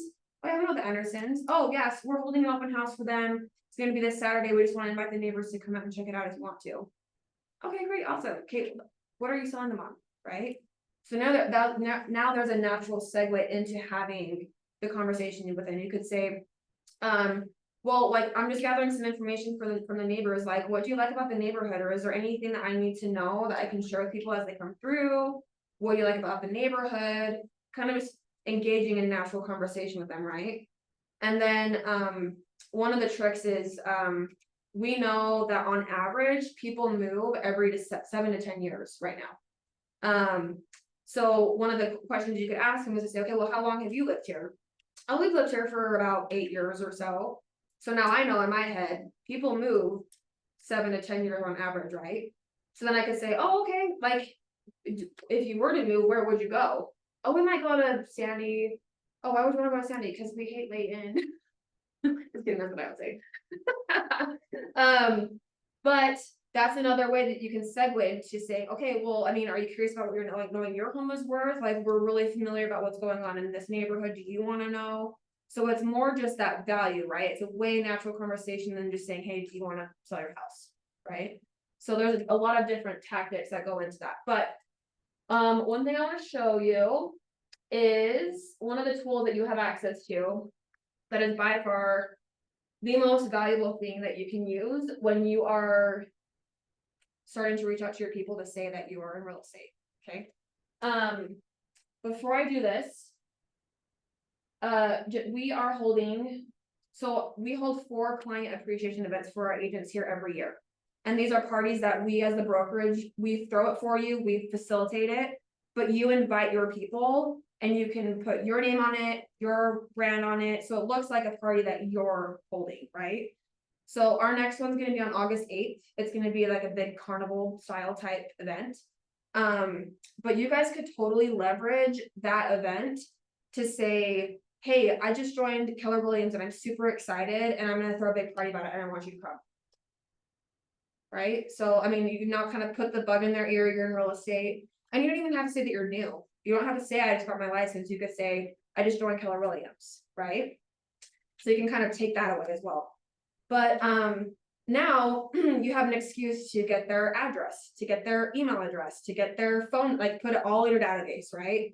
And it's just the invite to the event. And whether they come to the event or not, who cares? But it's the fact that you made the contact, right? The other thing that I want to show you guys is if you want to use the event as leverage, great. Or another approach that you could take is the neighborhood nurture feature that we have in Command. This is the other, like, I'm telling everybody in this office, like, at minimum, everybody needs to have their clients on this campaign, because this is what people care about. Because homeowners, typically, they care about 2 things. They want to know what their home is worth, right? And they also want to know what their neighbor's home is selling for, right? They're the nosy neighbors, they want to know what they listed it for, like, they're probably trying to find that thing the second that the first sale signs in the yard, it's not even on the MLS yet, right? So how can you be that person that's bringing that information to them, and it's information that they care about, that's relevant to them? And I mean, that's where we're at, like, with, like, in today's day and age, like, with Instagram, like, your explore page is everything that you like, right? It's everything you're engaging with, it's customized to you. Netflix learns what you like, you've got a For You section on Netflix. So how can you provide that customized type experience for your people too? So this is what a contact card would look like in your command account. This is my sister, so don't tell her address. She actually doesn't live there, never mind, it's okay. But, what you do is when you put her address, your client's address in here. What it's gonna do is it's going to pinpoint her subdivision that she lives in, or the subdivision that that property is located in. Which is where that automatically added itself to, okay? But what I like to do, or what you can do, is if there's one neighborhood, that one neighborhood doesn't necessarily determine its own market value. It's what's going on in the general area, right? So what I like to do as well is to say, okay, I want her to see everything that's going on here at Pierpont Avenue, but I want her to see everything that's going on around it as well. So if you want to, you can add additional neighborhoods. Around where she lives. Oh my gosh. I might not be able to do this on the map. Okay, there we go. Okay.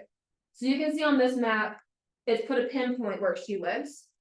But if I zoom in on this map, all these different shapes are their own subdivisions. So I'm gonna obviously select the one that she lives in, but now I can select like the surrounding 4 or 5, just so she's got a good area, like range of what's going on there. And then I've already added her to it, but you'd save it and then it'd add all those neighborhoods. So that's what you're seeing here for all these additional properties, additional subdivisions. So now that we've gone in here and we've said, here's Abby's information, here's where she lives, here's the neighborhoods that we want to send information to. All we have to do is tell the system, okay, now start sending this information to my sister once a month. And it's just going to do it automatically. And it's going to come from Levi with your name on it, your information on it, and it's purely custom to what they want, right? And again, whether they look at the email or not, it doesn't matter. It's the fact that they're seeing your name in your inbox. It's constantly getting that mind share. That's like, oh yeah, Kaisen's in real estate. Kaisen's in real estate. It's just that reminder, right? But so I can show you guys how to set this up, but this is what an example of it would look like. So this is when my sister receives the email from me and she clicks on the like the links, she gets her own landing page from my website. And this landing page is custom to all those neighborhoods that we just added. So at any point in time, she can come here and look at everything that's going on in Pierpont in her neighborhood. She can look at the average list price, how many listings there are currently, average days on market, what the locals say, and this is pulled directly from Yelp. So this is real-time information. Wine lovers, coffee culture, trendy eats, healthy foods. But here's a market snapshot, price per square foot. And here's like the current properties that are listed in the area. I don't know why those aren't loading, but she can click on it and she can look at all the listings in the area if she wants to. She can scroll through the photos, get all the listing information. She can scroll down, look at the list price, property description, like it gives her all that stuff right at her fingertips, right? It's bringing her that info. They've also added this new feature, which I think is really freaking cool. The nearby schools and the ratings of those schools are here. You can commute transit time. So if you add a place to say from this Pierpont, how long is it going to take to get to Layton? It calculates commute times. So if you've got people that are wanting to live in a specific area, then you can add them to this. I mean, it's just value, right? So the reason why I want to show this to you is as you're reaching out to your people, if you don't want to use the client event as an excuse, you could say, I just read Keller Williams and I'm super excited and I have this awesome tool that's going to provide you stats of what's happening in your neighborhood. Is that something that would be of value to you? Sure, why not, right? So I just want you guys to see like what there is available for you to really help kind of get you that confidence in your ability to speak, talking to somebody. Do you guys feel, does that resonate with you guys? You feel good about that? Okay. That's a great tool. I have sellers that if they don't receive that by the 5th of the month, they're calling me. Really? Where's my neighborhood report? Really? Yeah, I love that. it's the craziest thing. And I'm like, I don't know, let me check because it's automated, right? I don't push a button and send it to 500 people.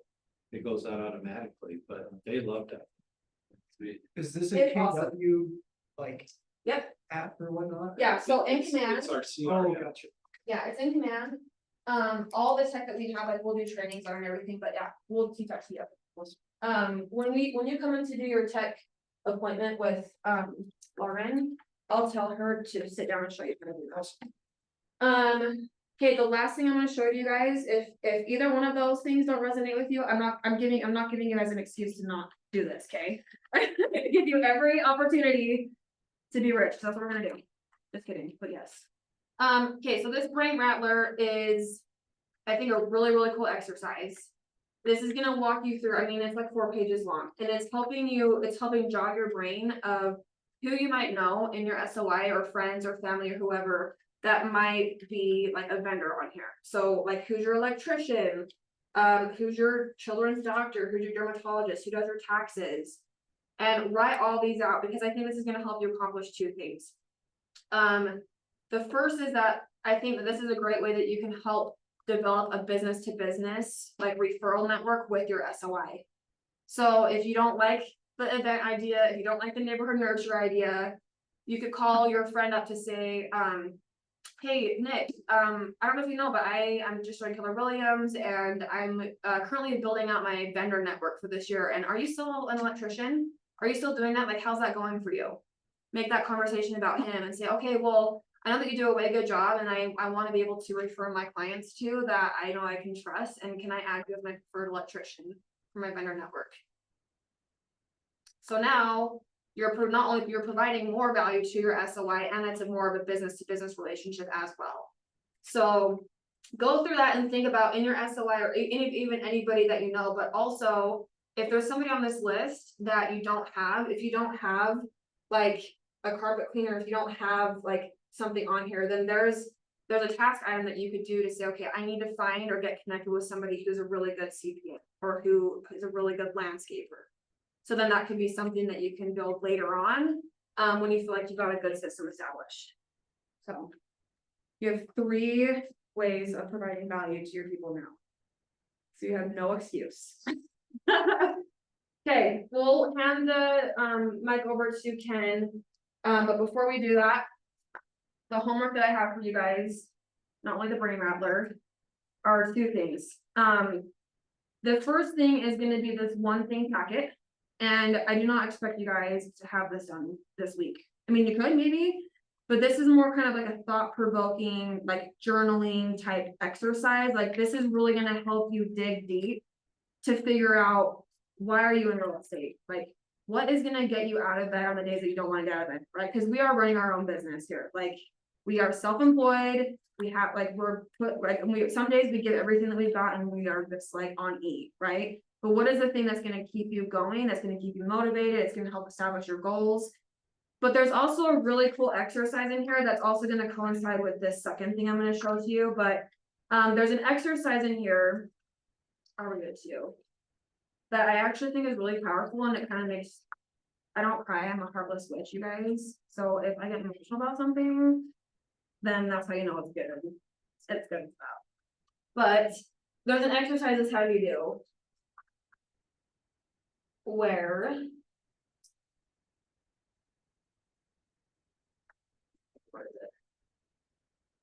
Maybe I'll just tell it to you. But anyway, it talks about like what you feel like you're here to do, like on earth, and what sets you apart and what makes you different, and you put down what your perspective is on it. And then there's another exercise that follows up with that, and it says, okay, now reach out to some of your friends and your family and ask them why they love you. Ask them why they're important to you in your life, and ask them what they think you're good at, and get their perspective on things. So it's really cool to see both sides of things, and I think that's going to help you guys really be able to figure out your value proposition and get really clear on that. It's really cool. So like I said, I don't expect you to have this done like quickly. It's gonna be a lot of thinking time. But after you do that exercise, I have this worksheet here that's gonna walk you through how to define your value proposition and also articulate it. So what we're talking about earlier, both of these worksheets are gonna really help you get clear on that. And you might not have it figured out like by the time we're done, and that's okay, but at least you've got something to start with, right? And it's gonna build over time, and that's okay. But we start with something's better than nothing. So I'll check in with you guys to make sure that you did these. And if you've got questions, if you need anything in the process, let me know. But I think this will be really worthwhile. Okay, that's all I got. Okay, let's take a 5-minute break, stretch our legs, restrooms are right down that hall. right here. If you want to refill your water jug, there's a water fountain, right here in the kitchen. So let's do that, and then we'll, Do you guys want like a soda? Does anybody need caffeine? You doing as soon okay? as everybody's back, Candy, then we'll more soda? go ahead. I don't know what we got. We can go check. He's just hanging out. Oh, they're for you guys. I put them out for you.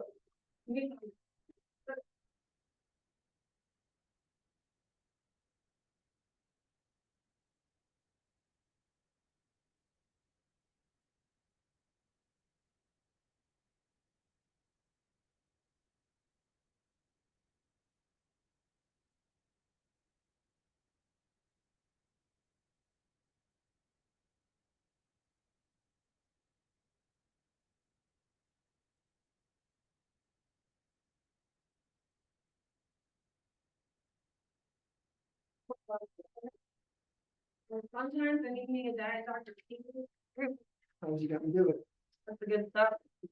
For now, I'm actually on the Dr. Pepper coconut cream. Try it out. That's a shame. Yeah. Like you put fruit in it, or that's a flavor. No, it's a new flavor and it's actually. Oh, I don't even really yeah. like Dr. Pepper that much. Maybe try it and I was like, okay. We'll get some. of that. Okay, yes. Is it the sugar-free kind? Okay. No, I'll tell you this much, cause she Oh, likes diet, everything, you know, is zero sugar, and we tried the regular one first, fell in love with it, and she.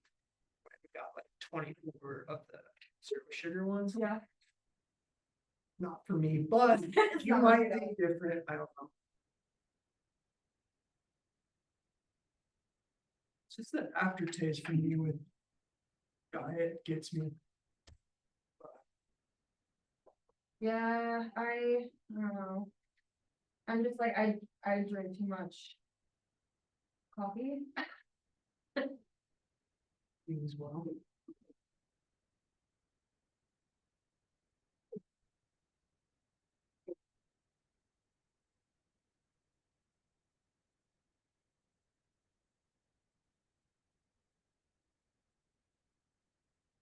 I think I saw that you got all of your Scott Leroy logins, right? I got an email from her, yes, is that for Yes. those logins just for is that for that KW command or whatnot? Yeah, Is that- that's everything. So command, your website information, your app information, like all the stuff that you're gonna need. Perfect. I'm gonna have Lauren reach out to you to do a one-on-one tech appointment That'd be to great. show you everything and to show you that neighborhood nurture. Awesome.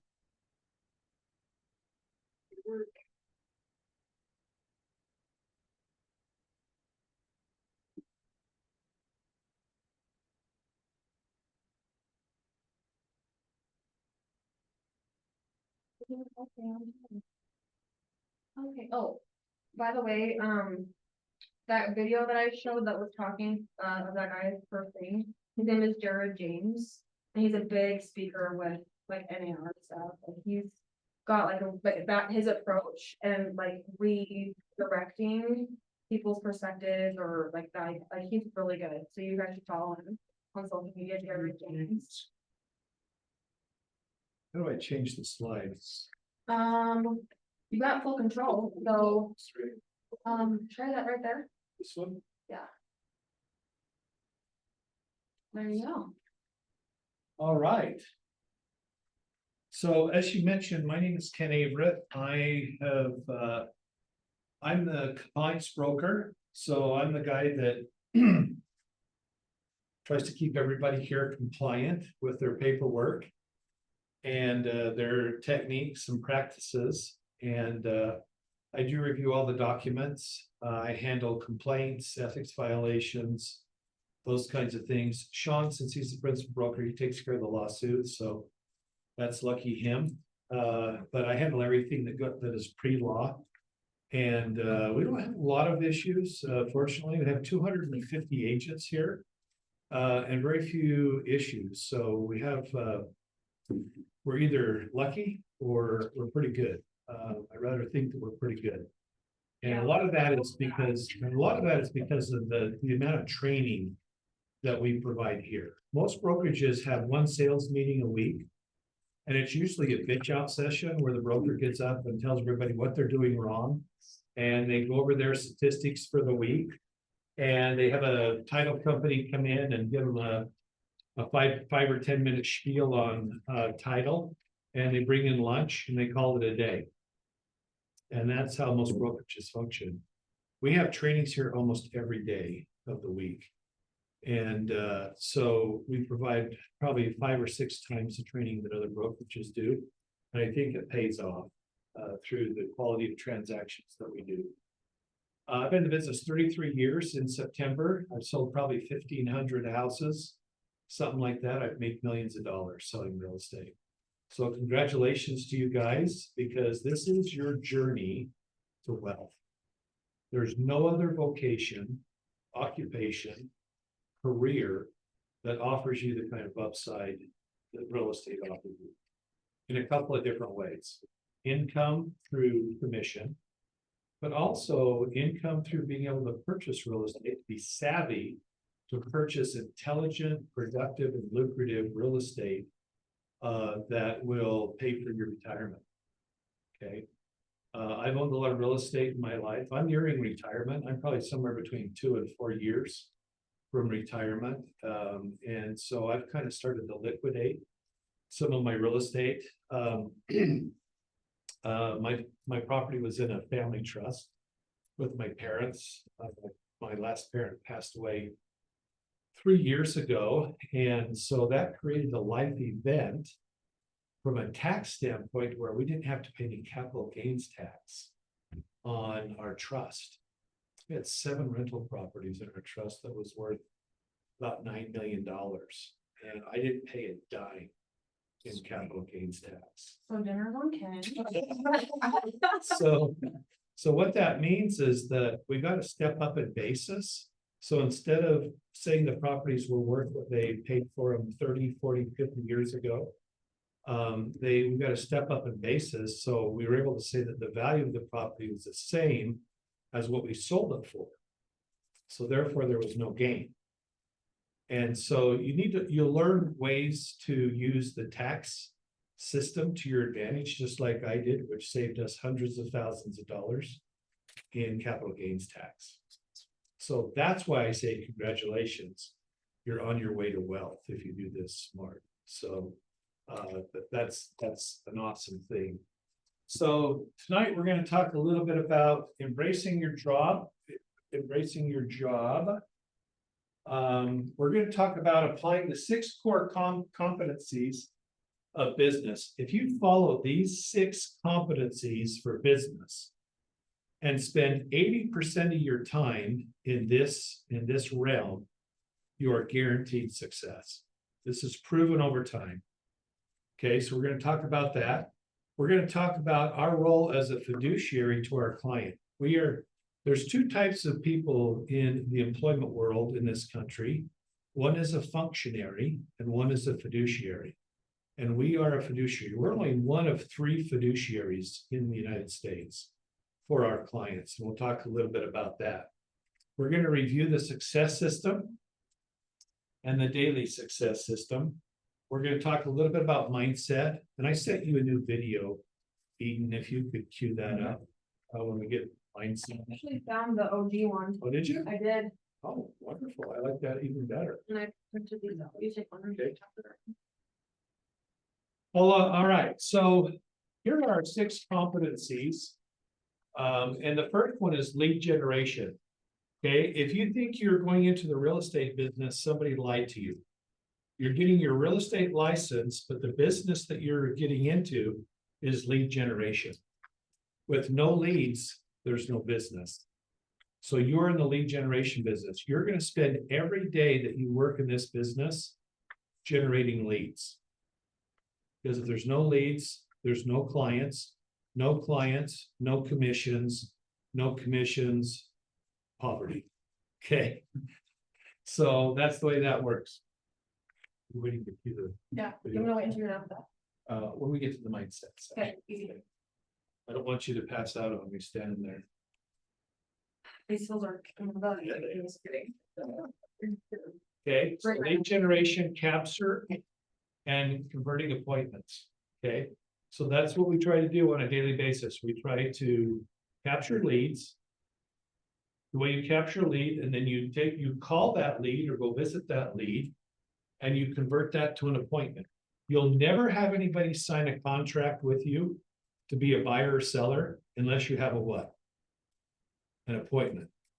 Appointments are where that happens. Okay, it's gonna get a little bit easier after August 17th with the NAR settlement, because as of August 17th, you cannot open a door for a buyer without having them sign a buyer broker agreement. So you're gonna automatically enter into a buyer broker agreement with every buyer that you show a house to. Right now, you don't have to do that. Okay, this is confession time. This is horrible. Don't repeat this. This stays in this room. I don't have my buyers sign a buyer broker agreement when I first meet them. Stupid. You don't No, even know? stupid. I don't. Because here's my philosophy on that. A little bit like Allison. I'm at a point in my business where I may not want to work with everybody. That's the beauty of this business, is that you can work with who you want to work with, and they can work with who you want to work with. Case in point, I went to a listing of buyer broker appointment a couple of weeks ago, and the gal said, I said to her, why are you interviewing new buyers agents? She said, I fired the last one and I'm gonna sue him. So what did I say? Okay. Peace out. I'm out of here. Nice to meet you. Not interested. She goes, what do you mean you're not interested? You come highly recommended. Yeah, I do. And you know what? I can pick and choose who I want to work with. And somebody who just fired their last agent and is going to sue their last agent, I'm not interested. Life's too short. So I got walked out of that appointment. And you can do that. That's, and the same with them. They choose whether they want to work with you or not. So I don't. It's not smart. Most agents will not go and open a door or put somebody in a car with them and go out and show them houses without having them sign a buyer broker agreement. That's the smart way to do it, because you don't want to work for what? Free. And until you have them sign a buyer broker agreement or a listing agreement, you're working for free. Okay. But like I said, I'm at a point in my life where I can pick and choose who I want to work with. So I go out and I spend maybe a half a day with them. And if I decide that I like them, and I'm done showing them 3 or 4 houses that afternoon, I'll say to them, hey, you know what? I think you're okay. I think I want to work with you. What do you think? You want to work with me? They say yes. Okay, let's get married. I'm going to send you over a buyer broker agreement. You're going to sign it and we're good. But as of August 17th, you won't be able to do that. No, as of August 17th, You have to have. it'll be an ethics violation for you to show them a property without a signed buyer broker agreement. So what you'll need to do is you'll need to have some with you when you go to meet a buyer at a house and have one ready to go and say, hey, I'm sorry, but because of the new law that's just was passed, I have to have you sign this before I can show you the house. Now, you can make it for that specific home and for that specific day if they want.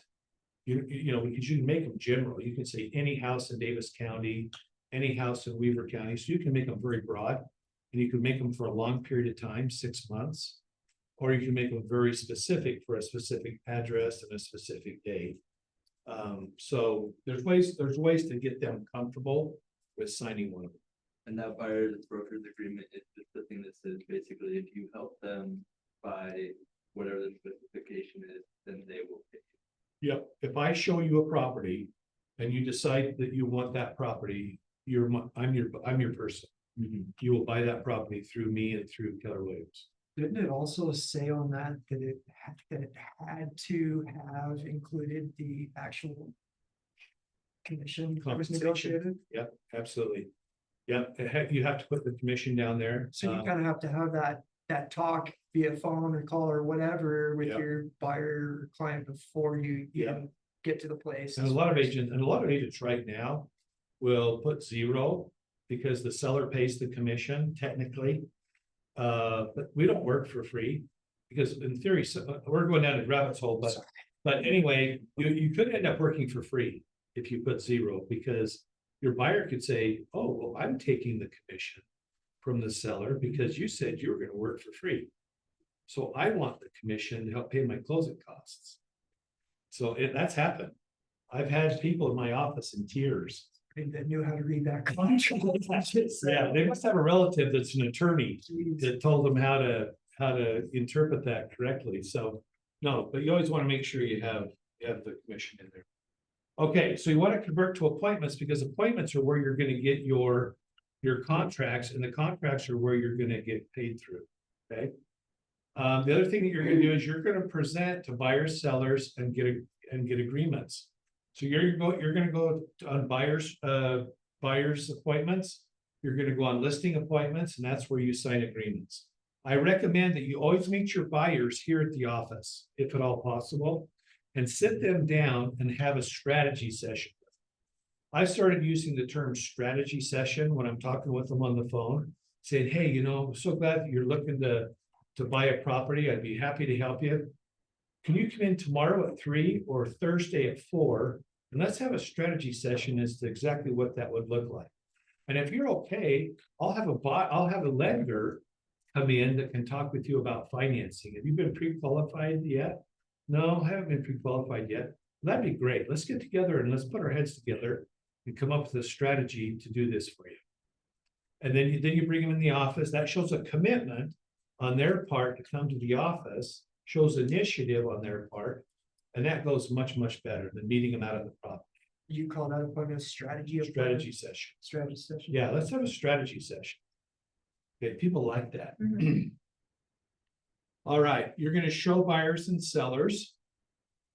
You're gonna show buyers, you're gonna market to sellers. That's the third core competency. And you're probably thinking to yourself, do I want to work with buyers? Do I want to work with sellers? What do I want to work with?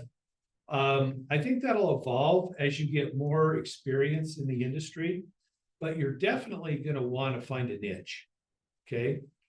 Whether you're doing for sale by owners, whether you're going to work with listings, whether you're going to go with expireds, because every day listings expire. And those are people that want to sell because they've had their house listed. The main reason that house hasn't sold is why? Overpriced. Typically, every house will sell for the right price. Guaranteed. Every house will sell for the right price. So it's probably overpriced. So you go contact for the expired listing and say, gosh, I just noticed that your house expired. That's unfortunate. Tell me, why did that happen? Your house is a beautiful home. I don't get why it expired. Just kind of played down. Yeah, what are they gonna say? That damn realtor was no good. That son of a put a sign in their front yard and I haven't heard from him since. It's been 6 months. He sucked. Then what do you say? Oh, sorry to hear that. I don't do my business that way. Here's how I do it. And by the way, we need a $20,000 price reduction. Really? Yeah, your house is a little overpriced. That's why it didn't sell. Okay. You sell it, you list it and sell it. Do you want to be the first guy to sell it, list it, or do you want to be the guy that lists it and sells it? Let him take the lashing. Let him spend the money, let him waste his time or her. And then you come in, strike reason with the seller. Just sit and listen, be sympathetic and compassionate as to why it didn't sell. They're going to say all kinds of horrible things about the agent. Then you just have them sign. Okay. All right. Fourth competency is you're going to write and negotiate contracts. This is where I come in. Trying to help you understand how to negotiate and write contracts. Real estate is the only profession that the state of Utah gives a license for that you cannot do your job day one. You graduate, you pass your test, you get your state license. Could you guys write a contract? Not correctly. No, it's crazy. But the way we're set up is that they say, broker, we're going to teach them enough to keep them out of jail. It's your job to teach them everything else. So that's why we have contract classes. That's why I will meet with you one-on-one. That's why you'll email me your first contract and say, hey, Ken, I wrote a contract today. I want you to look it over and tell me how I did. I'll look it over if it's after hours or on a Saturday. I'll tell you what you need to change, explain to you why you need to change it. And that's why we're here to teach you that. But every other license that they give for the state, you can do your job the first day, not real estate. Okay, they teach you just enough to keep you out of jail. Okay. But that's the fourth competency, is to negotiate contracts. The key to negotiating contracts is to do what you're supposed to do, and that's to be an independent third party. Don't get emotionally involved in the transaction. Your client's going to get all wound up. Residential real estate is a very emotional business. Why? Biggest purchase of most people's lives. Yeah, it's the biggest. They're an emotional place. Yeah, emotional place. People live there, man. They see their house as an extension of their personality and an extension of them. So there's all kinds of emotion tied up in residential real estate. It's 180 degrees opposite with commercial real estate. I just sold a $1.35 million property in Salt Lake. Zero emotion. Zero. It was all dollars and cents. Logic. Does it make sense? Does it pencil? Is the property going to give the buyer the return that he's looking for? Yes or no? If it's yes, he's going to buy it. If it's no, he's not. Zero emotion. I do both, and I love the balance between doing both commercial and residential. I kind of enjoy the emotion of the residential property a little bit, but it's sure fun to do the commercial because it gives you a break from that emotional roller coaster that you're on. Okay, so that's your fourth competency. Your fifth competency is coordinate the sale to closing. So there's a lot of activity that goes on once you go under contract. Getting to the point of going under contract is only half your work. Then, if you're the buyer's agent, there's inspections to schedule. There's inspections to attend. There's walkthroughs that need to be done. There's repairs that need to be negotiated. There's tests that have to be interpreted as to what they mean. You test the house for radon, it comes back with a certain test. You test the house for meth, it comes back with a certain reading. So you have to be able to interpret those tests and determine whether there's a problem or not and take appropriate action. Okay, so there's a lot of work that has to be done. To that point, you need to coordinate title, make sure that the title is clear on the property. Your title person will help you understand that. So pick a great title person to get in business with. We do have Amicus Title here. Heather Johnson is the escrow officer. I like Heather a lot. She closes a lot of my transactions, and so they can be very helpful for interpreting the property for you. Okay, are there any liens, any judgments? Is there a lis penance on the property? You know, is the right person signing on behalf of the buyer and seller based on who owns the property? Those kinds of things. We're gonna have her come and say hello probably the next 2 or 3 sessions in Ignite, and she'll go over all that Yeah. stuff, but you can get to me too. Yeah. Pick a good title person, pick a good lender. My personal philosophy, in order to keep you in a safe place, I think the safe harbor for all realtors is to have 3 lenders that you recommend people to. We also have a lender here, Unity Home Loans is our in-house lender. He does a great job. But I do believe you need to recommend 3 lenders to everybody, or suggest to them that they check the credit union or the bank where they bank. And then maybe suggest 2 others. We always want them to shop around, especially for their lending, because you never want them to come to you and say, oh my gosh, we got screwed on our interest rate because we followed your advice and you told us to only use this one lender. Give them 2 or 3 lenders to shop, and then let that be their decision as to who they ultimately go with. Okay, because then they can't blame you for putting them in a bad situation. The same thing with home inspectors. I think you should have 3 home inspectors that you recommend them to. And I do. I send them an email. Here's my recommended home inspectors. Here's my first recommended, my second, and my third. This is the order in which I would recommend them. but I don't tell them which one to use. If people use all three of them, or they may know somebody else, or they may shop on the internet and find somebody who does it for less money than the people I've recommended. But I'm a personal believer that the cheapest option is not always the best option. You kind of get what you pay for when it comes to services. That makes sense. Title, I don't recommend free title. I do ask my clients, hey, do you have a preference on title? But 99.9% of the time they go, what does that mean? Yeah. Got no idea. Yeah, they have no idea. So what you do is you pick the title person that serves you well. And here's a small little thing when I talk about serving you well. So a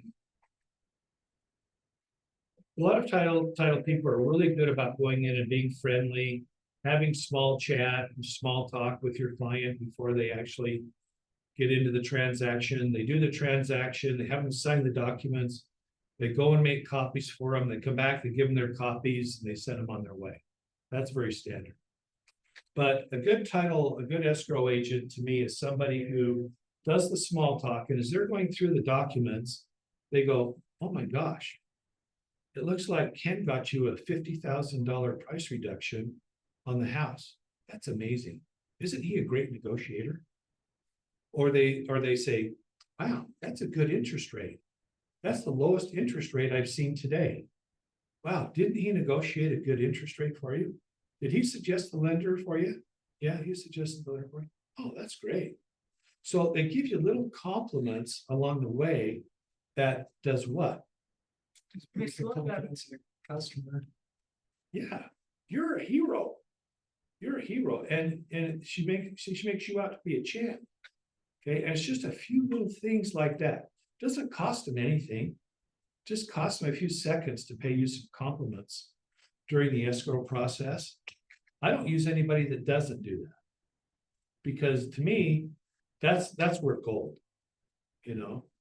And then while the escrow officer has left the room to go make copies, I thank them for the opportunity to serve them. And I say, hey, if you loved what I did, I want you to tell your friends and family about me. I live and die by referrals. If you didn't like what I did for you, let's forget this ever happened. Okay, kind of joke with them a little bit, but always ask for referrals, because we live and die by referrals. My goal for you is, once you're in the business about 3 years, that 50% of your business is referral business. You don't have to cold call. You don't go out and knock doors. You've got repeat business, and you've got business that people are referring you to. Okay. And that's the way you do it, is by having raving fans. And lastly, your core competency is manage your money, not your client's money, managing your money. Every year we sit down with our clients, our agents here, they are our clients. We sit down with our agents at the end of every year, and we do goal setting for next year. We go through a process where we work with you on setting your goals for the coming year. Talk about your last year, what kind of money you've made. It is absolutely mind-blowing to me how many agents make $300,000 to $400,000 a year and have no idea where the money went. Nope. Isn't that a common theme? I have seen so many people pull $15,000 so fast. Yeah, It's crazy. yeah. It falls into that category of easy come, easy go. Yeah. You know, and everybody adjusts their lifestyle to match their income. And so, Immediately. yeah, One closing, go buy everything. yeah, I'm fighting that right now with my wife. I just told you I just sold a big property at 3%, and we're getting a big check tomorrow. And she's already got half to spend. So manage your money, be smart with it. Don't spend it before it's in the bank. You know, even if you're going to closing, you're closing on Friday, don't go out and buy anything until that money's actually in the bank. Deals blow up at the last minute. They blow up at the closing table. So, and until that money's in the bank, it's not your money. Okay. But then we also help you. We also have a financial component of our training where we try to talk about where you should be with your money. How much of your money should you be saving? How much of your money should you be reinvesting into your business? What are the areas that you should be reinvesting that money into so you can have a thriving business, right? So we help you with that. To achieve your highest potential, these 6 core competencies must be done consistently. I'm going to replace that with daily and done well. Your job every day, Monday through Friday, is to do those 6 competencies, to do lead generation, lead follow-up, attend appointments, sign contracts, and show properties. That's what you do day in and day out. Okay. Then on Saturdays, you either hold your open houses or you volunteer to show open houses for others. Why? Why would you want to do that on Saturday? That's when most people are gonna be available, free, and it's also a good opportunity to generate more leads and create more content. Yeah. Put you face to face with buyers. Okay.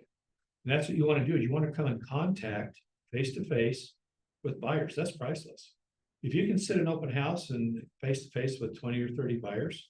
Now, some of them are going to have agents that are with them, or they're going to be working with other agents, but a lot of them aren't. Okay. So, but it gives you an opportunity to do that. We have three or four agents who, just like you guys, first year in the business, what they decided to do is they decided to volunteer and ask every week to sit an open house for agents like myself who are in a position where they don't feel like they have to do that anymore. Okay. And so they would go sit other people's open houses. And in that first year, they did 6 figures. Okay. They became cappers. This is our cappers wall. Cappers means they met their cap. Our cap is $18,000 to the company. 15,000 to the company and 3,000 to corporate. What is it? Yep. So $18,000. So they capped, they paid their 18 grand. The rest of it went to them, which meant that they made 6 figures. And all 3 of them are on that wall as cappers their first year. And they did it solely by doing open houses and doing some prospecting, but did it through open houses. Okay. So go ahead. I was gonna add one of my favorite success stories that I've seen. I remember, like, it's crazy, like sometimes you remember appointments, like it was yesterday and this happened forever ago, and I meet with people all the time. I remember this appointment, but I remember it specifically because when I met her, she's a brand new agent, and she had just moved here with her husband because he got relocated here for military, and so she didn't know anybody here, but she just had to get her license, wanted to get into real estate. And then they ended up getting a divorce, but it was getting like so ugly that she decided to just walk away. Like, she gave him everything. He didn't have to pay her child support, alimony, or anything. And I remember she was telling me this story and she was like, Eden, I don't have a choice but to make this work. She was crying in our appointment and she's like, I have to do this. Like, she's stressed, like a broken woman, like has a single mom now in a city or state that she doesn't know. Like, it was really sad, but she dug deep, and that year she was our rookie of the year. She made, I think it was like $175,000 in her first year in a market that she did not know. And she built her whole business from door knocking and open houses. Yeah. Like, Yeah. huge. And I'll also add, she's now consistently been the top producing agent, like top 3, in that office for like the last 3 or 4 years. And now she's like a multi-million-dollar producer, and she's buying hotels now. And she has like 33 Airbnbs, and this is literally all within like a 6 or 7 year span of time. Like, her life was completely changed in even 5 years, right? Even 1 year.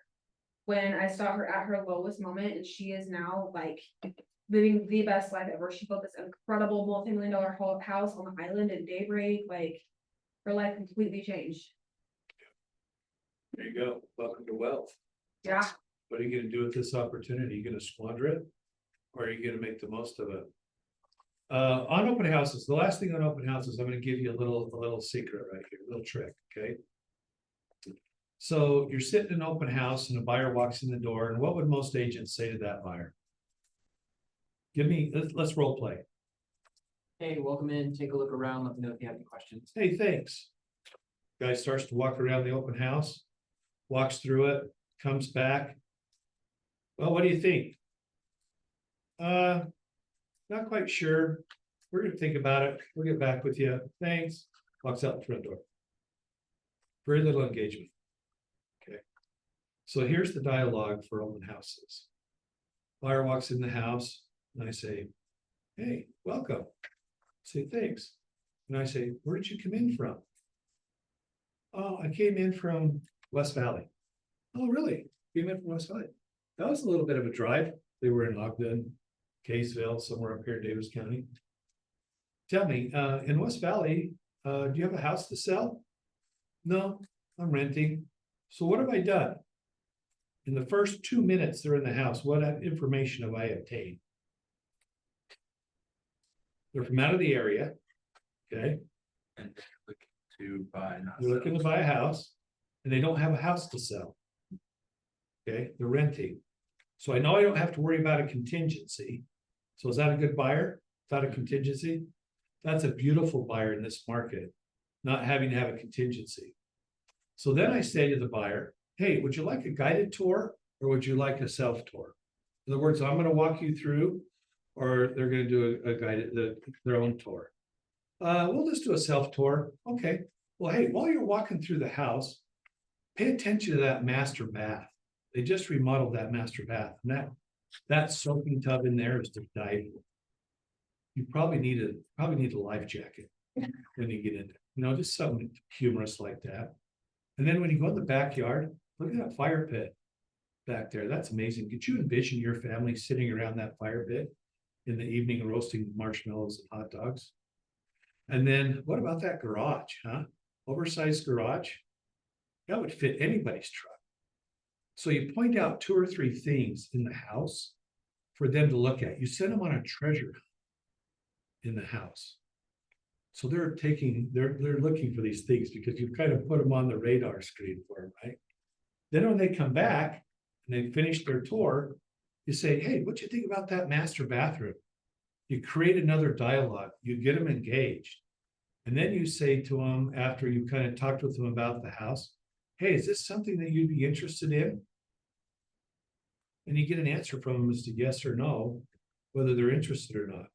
A good person doing an open house will always have all of the other available houses in the area within a 2-mile radius.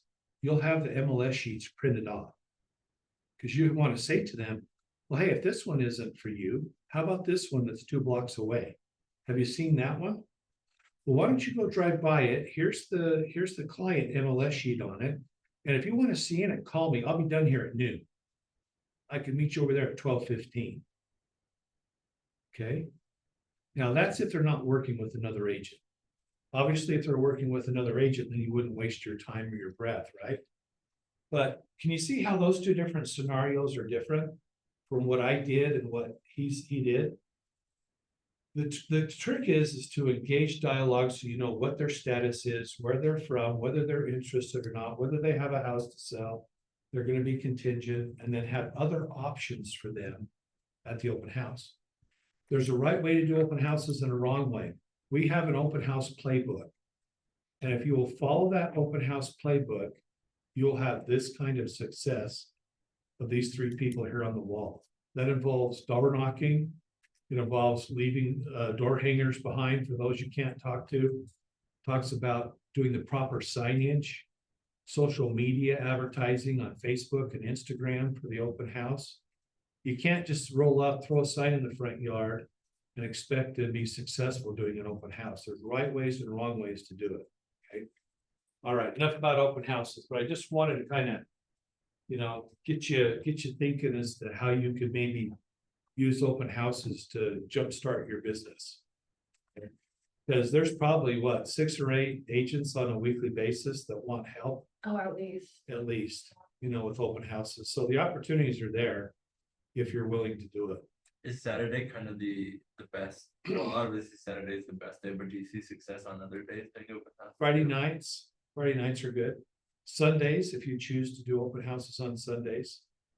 Sometimes people will time their open houses to be open when church gets out, so like when everybody's like walking. Yeah, when does the local ward get out of church? Yeah, If the local ward's out at 1 o'clock, do your open house from 1 to 3. if people do them during the week, like 4 to 6 or 4 to 7, I try to catch them on the way home. But you just kind of want to time it around like when people are typically out and about, like the lunch hour, they're going home, or like if you're gonna do it on a Saturday, be conscientious about like if there's like sports or stuff going on, because typically kids have sports until like 11 in the morning. So I started at like noon or something. Yeah, those are 3 good days, Fridays, Friday evenings, Saturdays, Sundays, yeah. All those.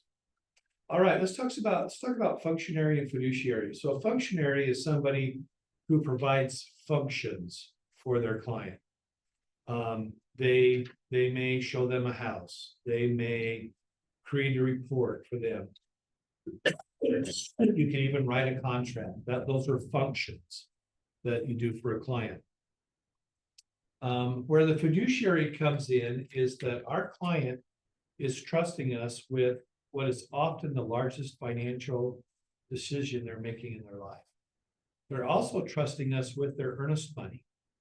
And earnest monies have kind of escalated, just like prices. It used to be when I was in the business, that you could put down $500 earnest money, and that would cut it, maybe $1,000. If you really wanted to show that you were interested in a property. That's not the case anymore. The rule right now is about 1% of the purchase price. So if it's a $500,000 house, it's $5K for earnest money. And if you really want to show that you're serious, $10K for a $500,000 house, 2%. What's earnest money? So earnest money is a deposit. That's how much you're willing to put up to say, hey, I'm really serious about this. I'm going to risk this money in order to buy your house. Because if I don't perform and I don't cancel before deadlines, I could lose that money. Okay, so it's a little bit tricky for us as agents, because we want them to show that they're earnest and put up a significant amount of earnest money, but you're liable for that earnest money because it's your job to protect their earnest money. So what that means is that you need to manage deadlines so that if they need to cancel, they do it before their deadlines, so they get the earnest money back. As long as they cancel within the due diligence deadline and the financing and appraisal deadlines, then their earnest money is not at risk. But if those deadlines pass and they haven't canceled or raised objections as to why they want to proceed, then that earnest money can be at risk. Now, if they lose their earnest money, who are they going to blame? You. Yeah. So you don't want to have that situation where you've caused their earnest money to be at risk. Okay. So you'll learn more about that. 1% usually gets the job done or less.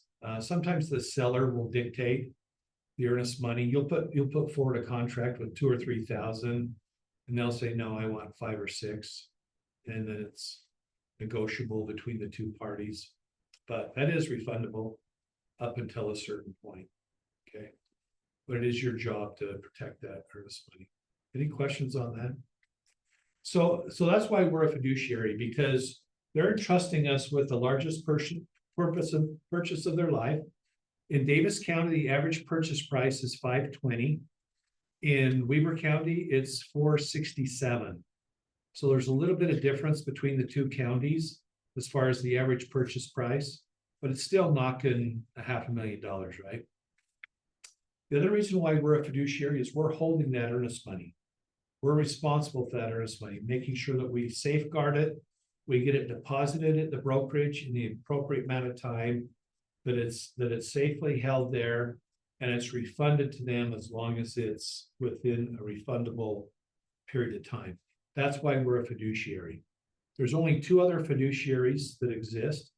An attorney is a fiduciary because they handle large sums of money for people, and they also have trust accounts to handle that money. And then a certified financial planner, a CFP, certified financial planner is also a fiduciary. Because they are licensed and certified to help people with large investments, millions of dollars in investments. So those are the two other fiduciaries. Any question on fiduciary? Okay. All right. So one way to help with your success is to choose an accountability partner. Once you get licensed, you get active in the business. It's good to have an accountability partner. It can be a spouse, a friend, it can be a coworker here in the office. It can be one of us as your leadership team that you're accountable to on a daily basis. Just communicate your goals, your daily goals with us, and we can help you be accountable. We'll have a phone call, text message, meet in the office. Hey, how did you do on your goals today? I didn't quite do my goals today. Why not? Why didn't you do your goals? What do we need to do differently in order to help you with that? A lot of times it's just time management. Okay. Just being a little bit better with time management. Okay. But get an accountability partner. This is a success system tracker. This is in our Millionaire Agent book. And what this is it's a worksheet that you can fill out on a daily basis and keep track of how many conversations you had, how many contacts you made, how many handwritten notes you made. Handwritten notes are very, very powerful. Thank you notes, mailing one to somebody who maybe you had a conversation with, and they're not quite ready to buy or sell. Send them a handwritten note, just say, thank you for taking the time to talk with me today. You know, I'll follow up with you in whatever time frame that you agreed upon to follow up with them. If you're ready before that, please feel free to give me a call. Throw your business card in there, but there's nothing that means more than getting a handwritten note in the mail from somebody. It's very, very powerful. Okay. Social media engagement. At my age, I'm not really active with social media, so I really don't know what that means. Eden, what does that mean? So, this structure is actually what, Allison told you guys accountable to through Ignite. So like at minimum, talking about like the conversations we're having with our SOI and whatnot, like we want to have a conversation today. So this is gonna be like criteria moving forward, just so you guys know, but, social media engagement. So the 10 stands for, 10 engagements that you've had with people. You either like their post, heart their post, whatever you engage on it. 5 messages directly to them. So like for me, like it's kind of a weird habit now, but first thing in the morning, I always check Facebook for birthdays. And I always wish people happy birthdays. I like to message them happy birthday instead of post it on their wall, because a million people post on the wall, so it gets lost on their wall.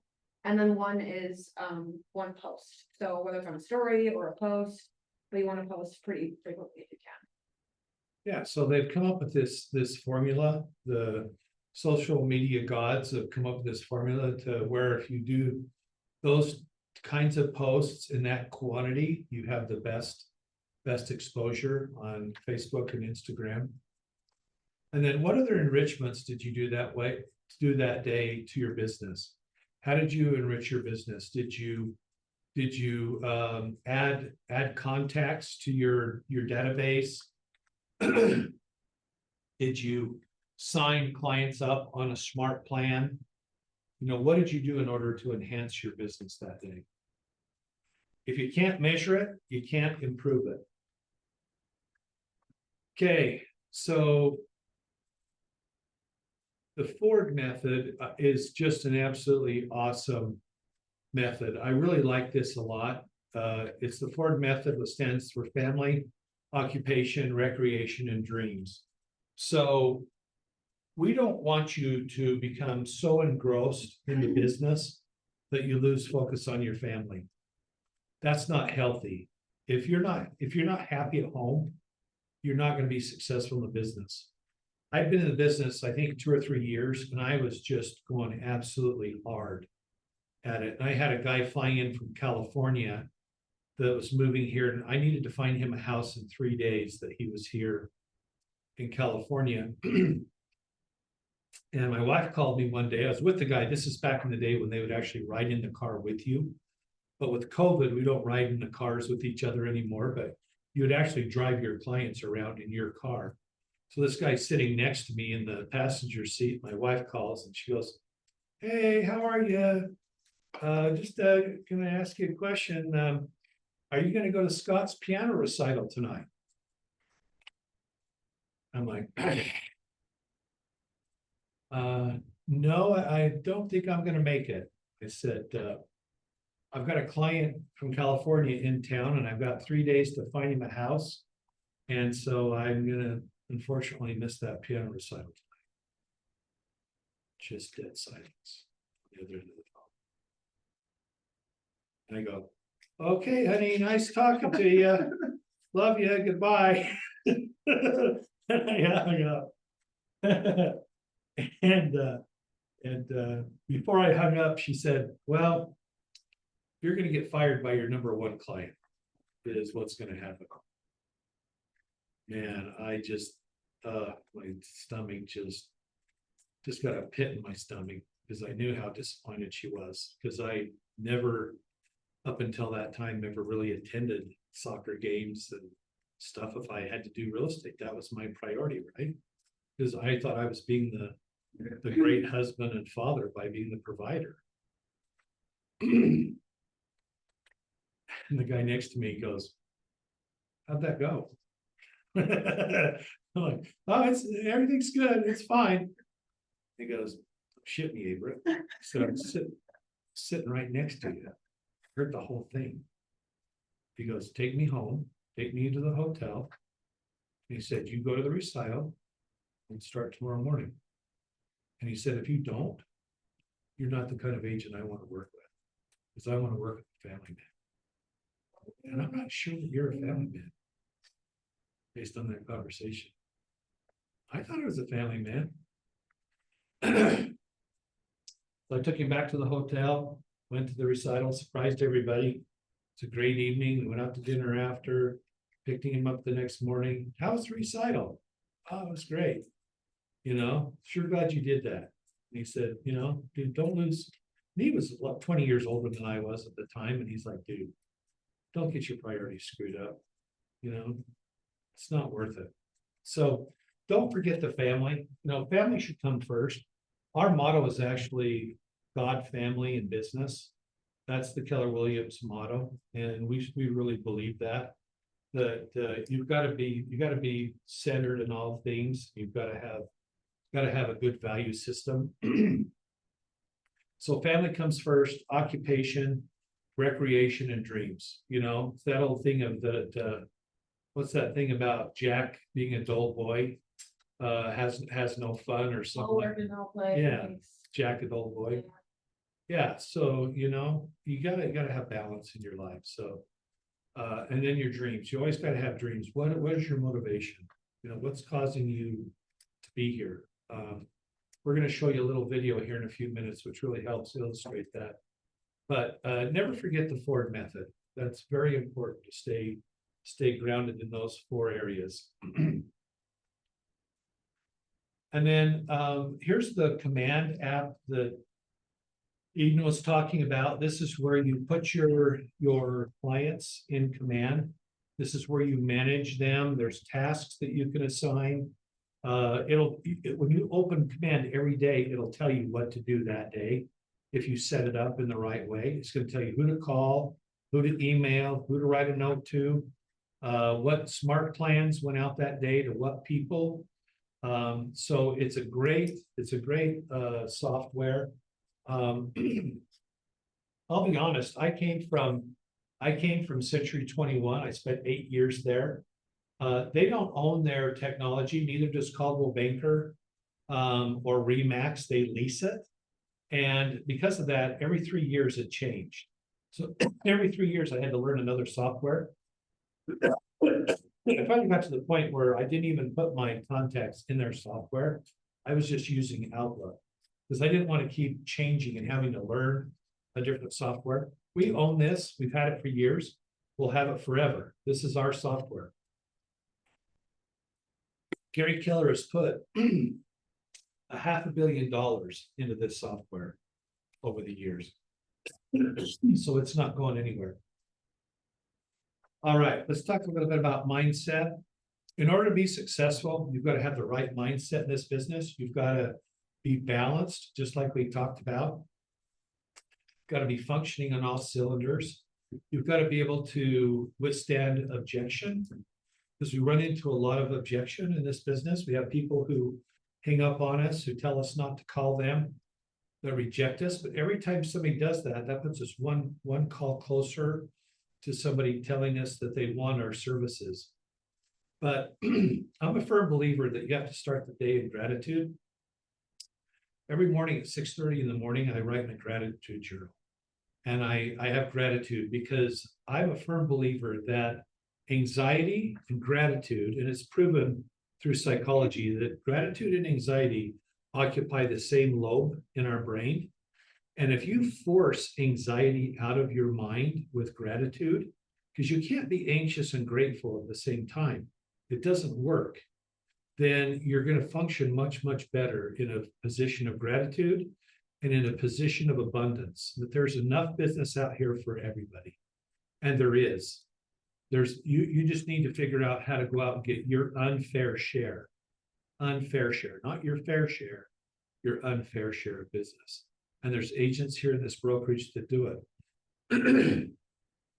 But you've got to do it in a positive mindset and in a mindset of abundance, that there is enough business out there, that I am good enough and that I am valuable to the client. And I'm going to tell you right now that if you work every day the way that we're going to teach you how to work, and you do it in a positive mindset, and you do it with sincerity, you're going to be led to those that you're supposed to talk to that are asking for somebody just like you to serve them, because you're going to take care of them. And the other thing is I would guarantee their satisfaction. That's another thing. I tell all my clients, hey, I guarantee your satisfaction. If we get a week or two down the road and I'm not doing something I said I was going to do, you can fire me. Fire me. In 33 years, I've never had anybody take me up on that. And I tell them, look, I don't want you to be the first, and just don't fire me so you can say that you fired me. Just joking with them. But that's my guarantee, is that you're not obligated to me as long as we're not working well together. So give them a satisfaction guarantee. I even do it at the stage of business that I'm in right now, because no one's going to feel at risk with you, regardless of your experience level, if you've given them a guarantee of satisfaction. Now I tell them, hey, that's up until we go under contract. Once we go under contract, I've earned my commission. I'm going to get my commission, okay? But it's up until we go under contract. Once we're under contract, that offer is off the table, because I've worked my butt off for you and I expect to get paid. Okay. We're gonna look at a video right now about mindset. And I got a little worksheet here for you. So as you watch this video, I'd like you to fill in these blanks. You got one already? Everybody got one? I think we all have. On mindset, got one? Okay. This one, right? That's familiar to you.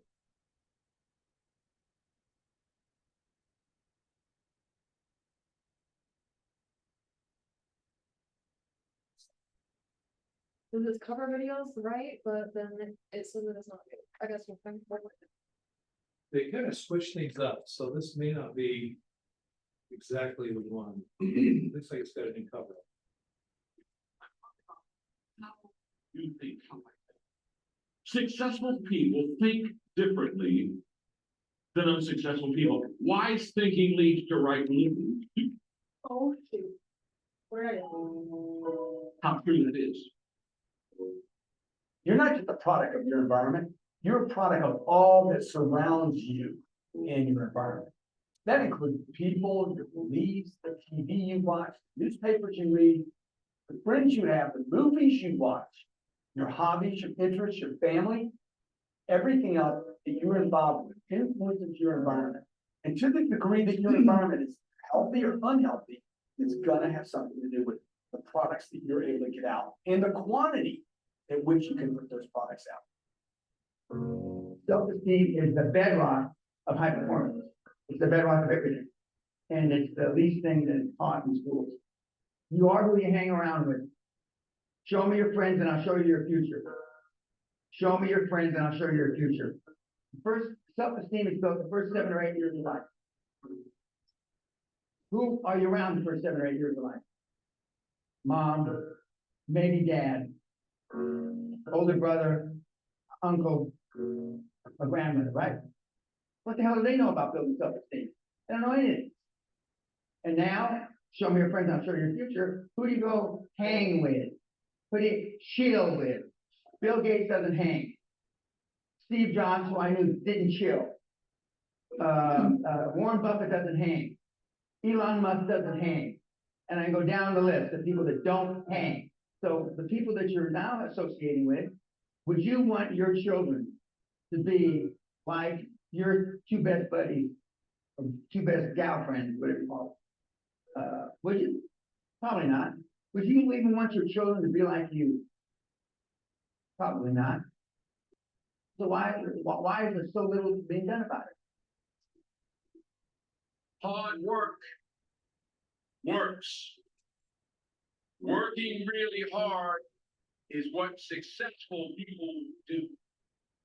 Remember, just because you're doing a lot more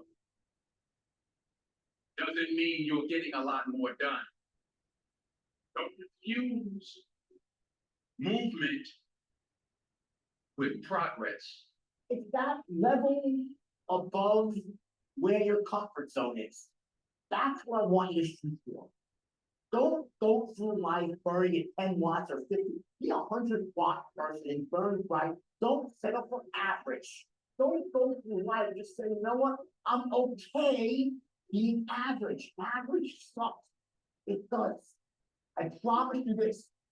Sometimes it doesn't matter how much you want something or how hard you're willing to work to get something. If you don't possess the actual skill set that's required to do it, it's delusion.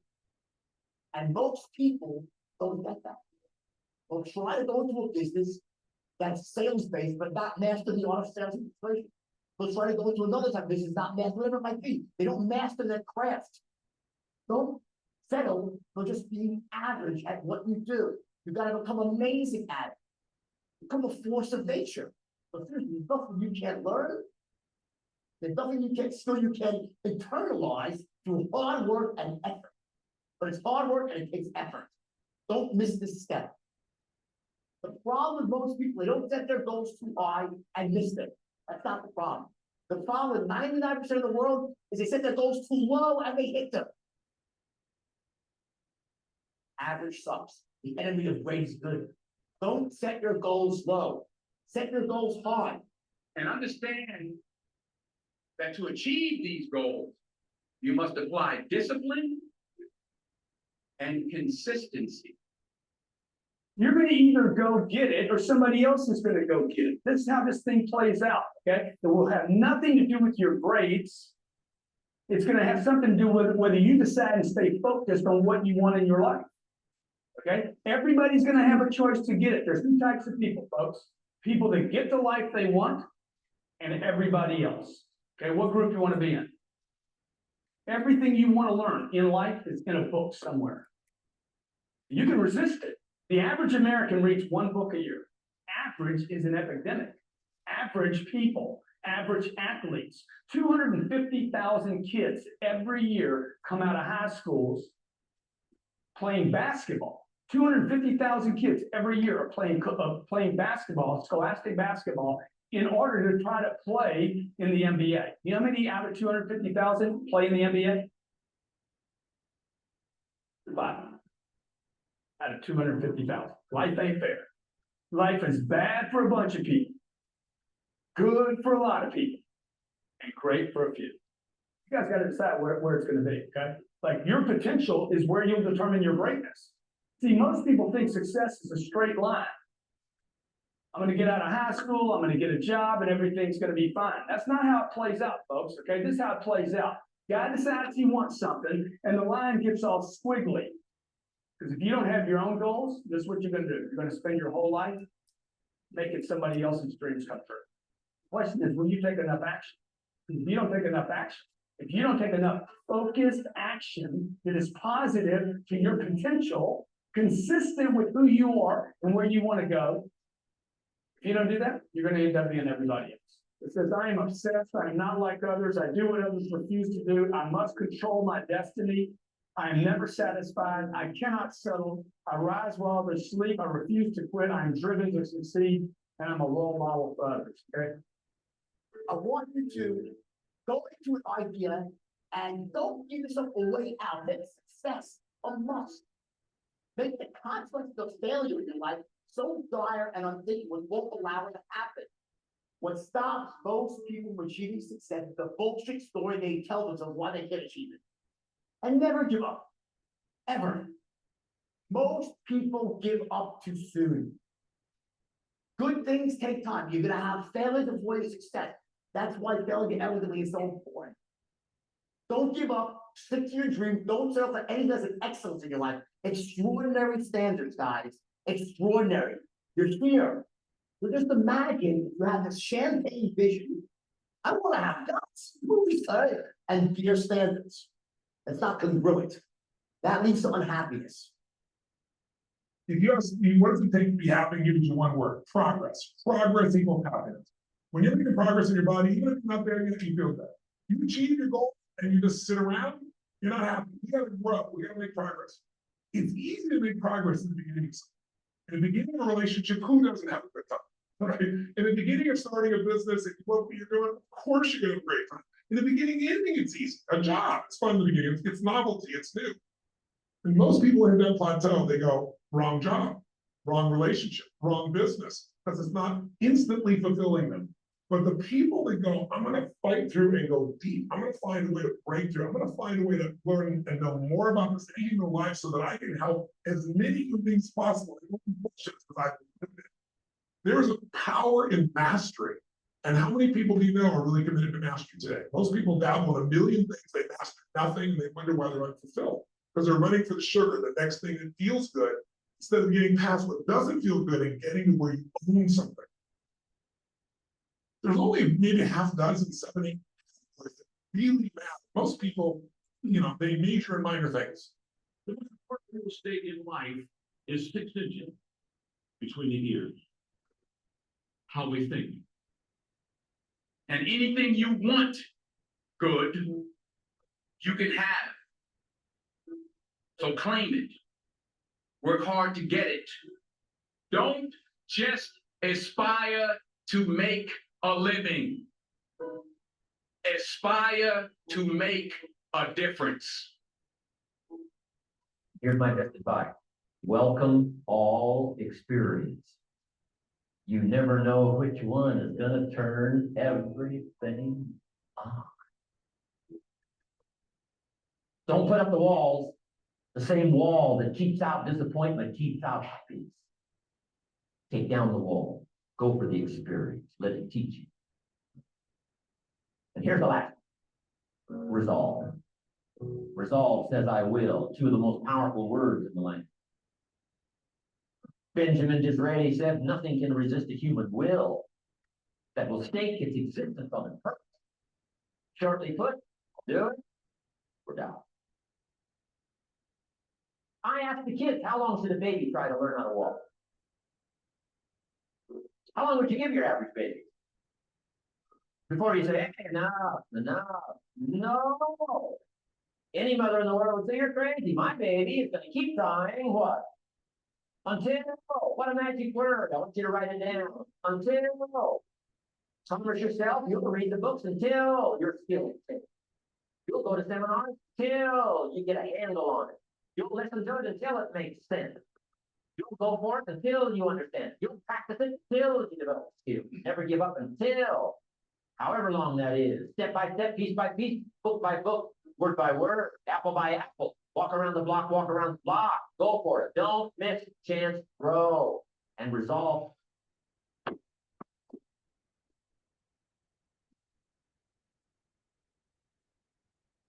Okay, let's take a nap. Oh, be careful, Till what? Till we make it. Till you make it. Till you master it. So you're the best, absolutely. Self-esteem is the bedrock of success. So you've got to have confidence in yourself before you can give confidence to someone else. I love this phrase. I can't give you something I don't possess. If I'm not confident in myself and my ability, I can't give you my confidence. I have to be confident in my ability to do this business. Otherwise, I can't give that to you through my presentations, right? So remember that. I can't give you something I don't possess. Successful people work hard. Don't confuse movement with progress. We have one lady here in our brokerage. She comes to every training. She's come to every training for a year. She's done 0 transactions.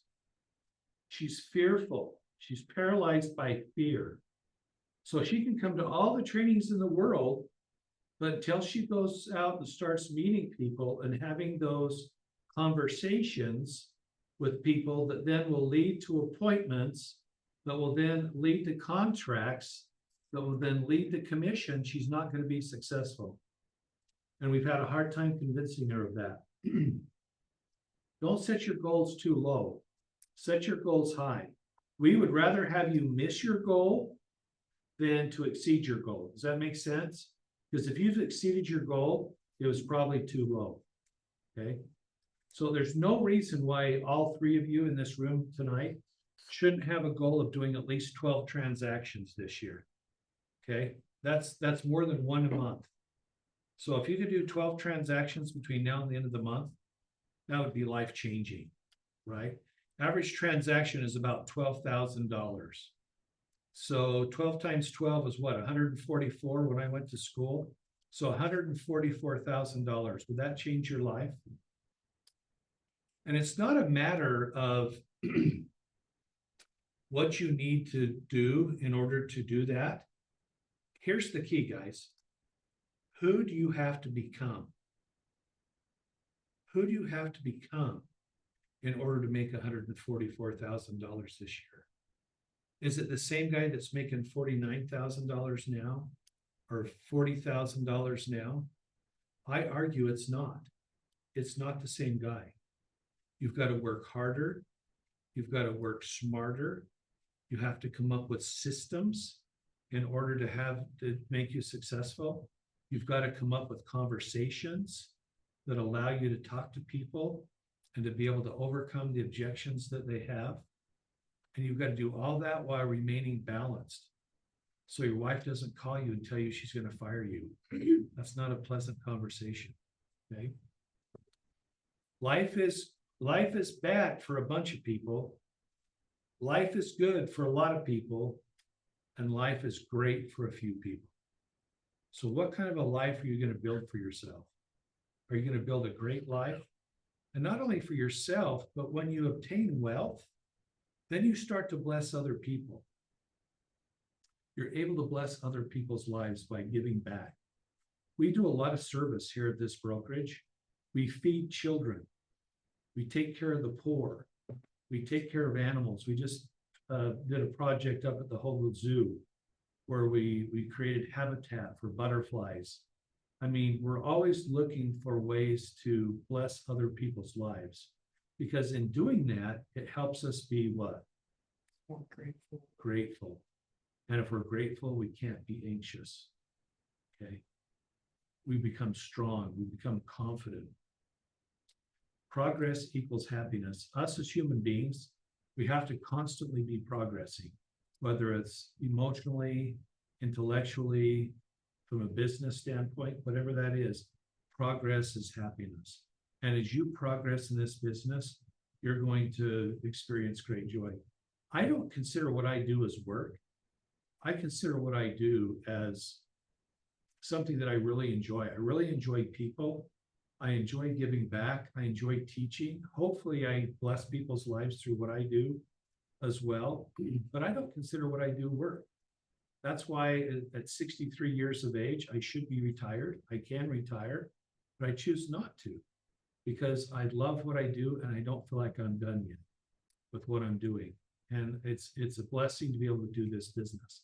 And once you realize that it's not about the money, it's about who you become and what you're going to do with your wealth to bless your life and others people's lives, that's when you really become successful. Okay. And then just keep in mind that it's not going to be easy. It's going to be hard. You're going to have days and weeks where you say to yourself, why am I doing this? I'm just pounding my head against the pavement. I just can't quite seem to have success. But that success will come if you continue to refine your processes, if you continue to look within, you continue to be positive, you continue to put yourself in the right situation at the right time, you will be successful. I can guarantee you that. And when I say put yourself in the right place at the right time, that means calling the right person, knocking on the right door, talking to somebody at the supermarket, somebody who's in your SOI, people who you know that know you and respect you. That's your biggest source of business. We call it SOI, sphere of influence. That's where you're going to get most of your business right there, is through your SOI, because they already trust you. It's a warm lead. I'll tell you another incident about being in the right place at the right time. When I got in the business, I did my first deal. I was so excited. I sold a $850,000 townhouse up in Park City. And I was standing at my desk and I was so excited. I was smiling ear to ear. And this title gal walked by and she said, "Hey, you're new here, aren't you?" And I said, "Yeah, I'm new here." She said, "Hey, I'm Angie Dastic with US Title."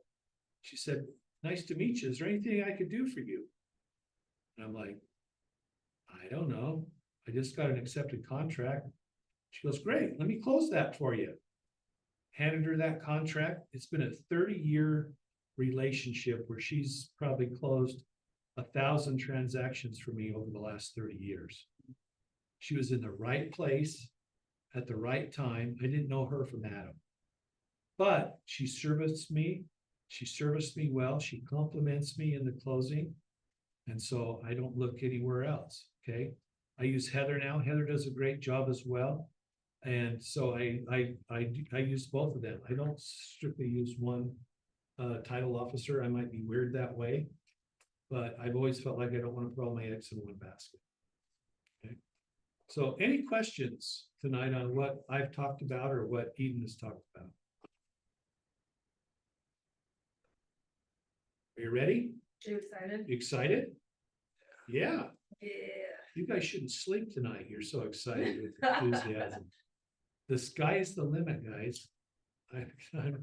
There is no other profession in the world, no other profession in the world that has the limitless opportunities that this does. You are so smart for going into this business. The only challenge is being patient with yourself. Just like they said in that video, your path is going to look like this. You got to figure out what your niche is. And I've had a couple of different niches in my business as well. I've gone from this to that to this and focused on different areas, and they've all paid off. And so figure out what works for you, figure out your strategy, your conversations, your systems. We can help you with that. Set your goals and then be consistent. Daily consistency is the key. All right. Sweet guys. Thanks for being here tonight. Thanks for being Thank you. If you have any questions or concerns ever when you're here, my office is in the back corner. He's in the timeout corner. Yeah, I'm in the timeout corner over the far. You know, in some countries, when you have the corner office, the next move is out the door. So that's kind of how I see the corner office situation. In But he's not the good one. Asia, that's where they put the, Oh, you told me that. yeah. Right? You go to the corner office, you know, you're one step away from being fired. Yeah. So it's one step away from retirement. Yeah, retired. Yeah. Yeah. Okay, so we'll send you guys a recap email, we'll send all the links and everything, so you guys have all the resources that we used today. Thursday, we're starting at 5, and we have Dolphin, who you guys briefly saw, who's gonna be teaching, and then, Mikel Hell, he's probably like in our top 5 to 6. So both really good instructors on Thursday. So you both have my cell phone number if you guys need anything. I'm gonna get with you about your Scott Leroy stuff. Like setting up your website and stuff, or I can call you. And then let me know if you guys need anything else. Thanks for being here. Thank you, guys. You guys are amazing. Thank you. You send me that video, it's what I think of that, Yeah, it's not It was- exactly, the same one we. but it's 90%. But was the video was still pretty close? Yeah.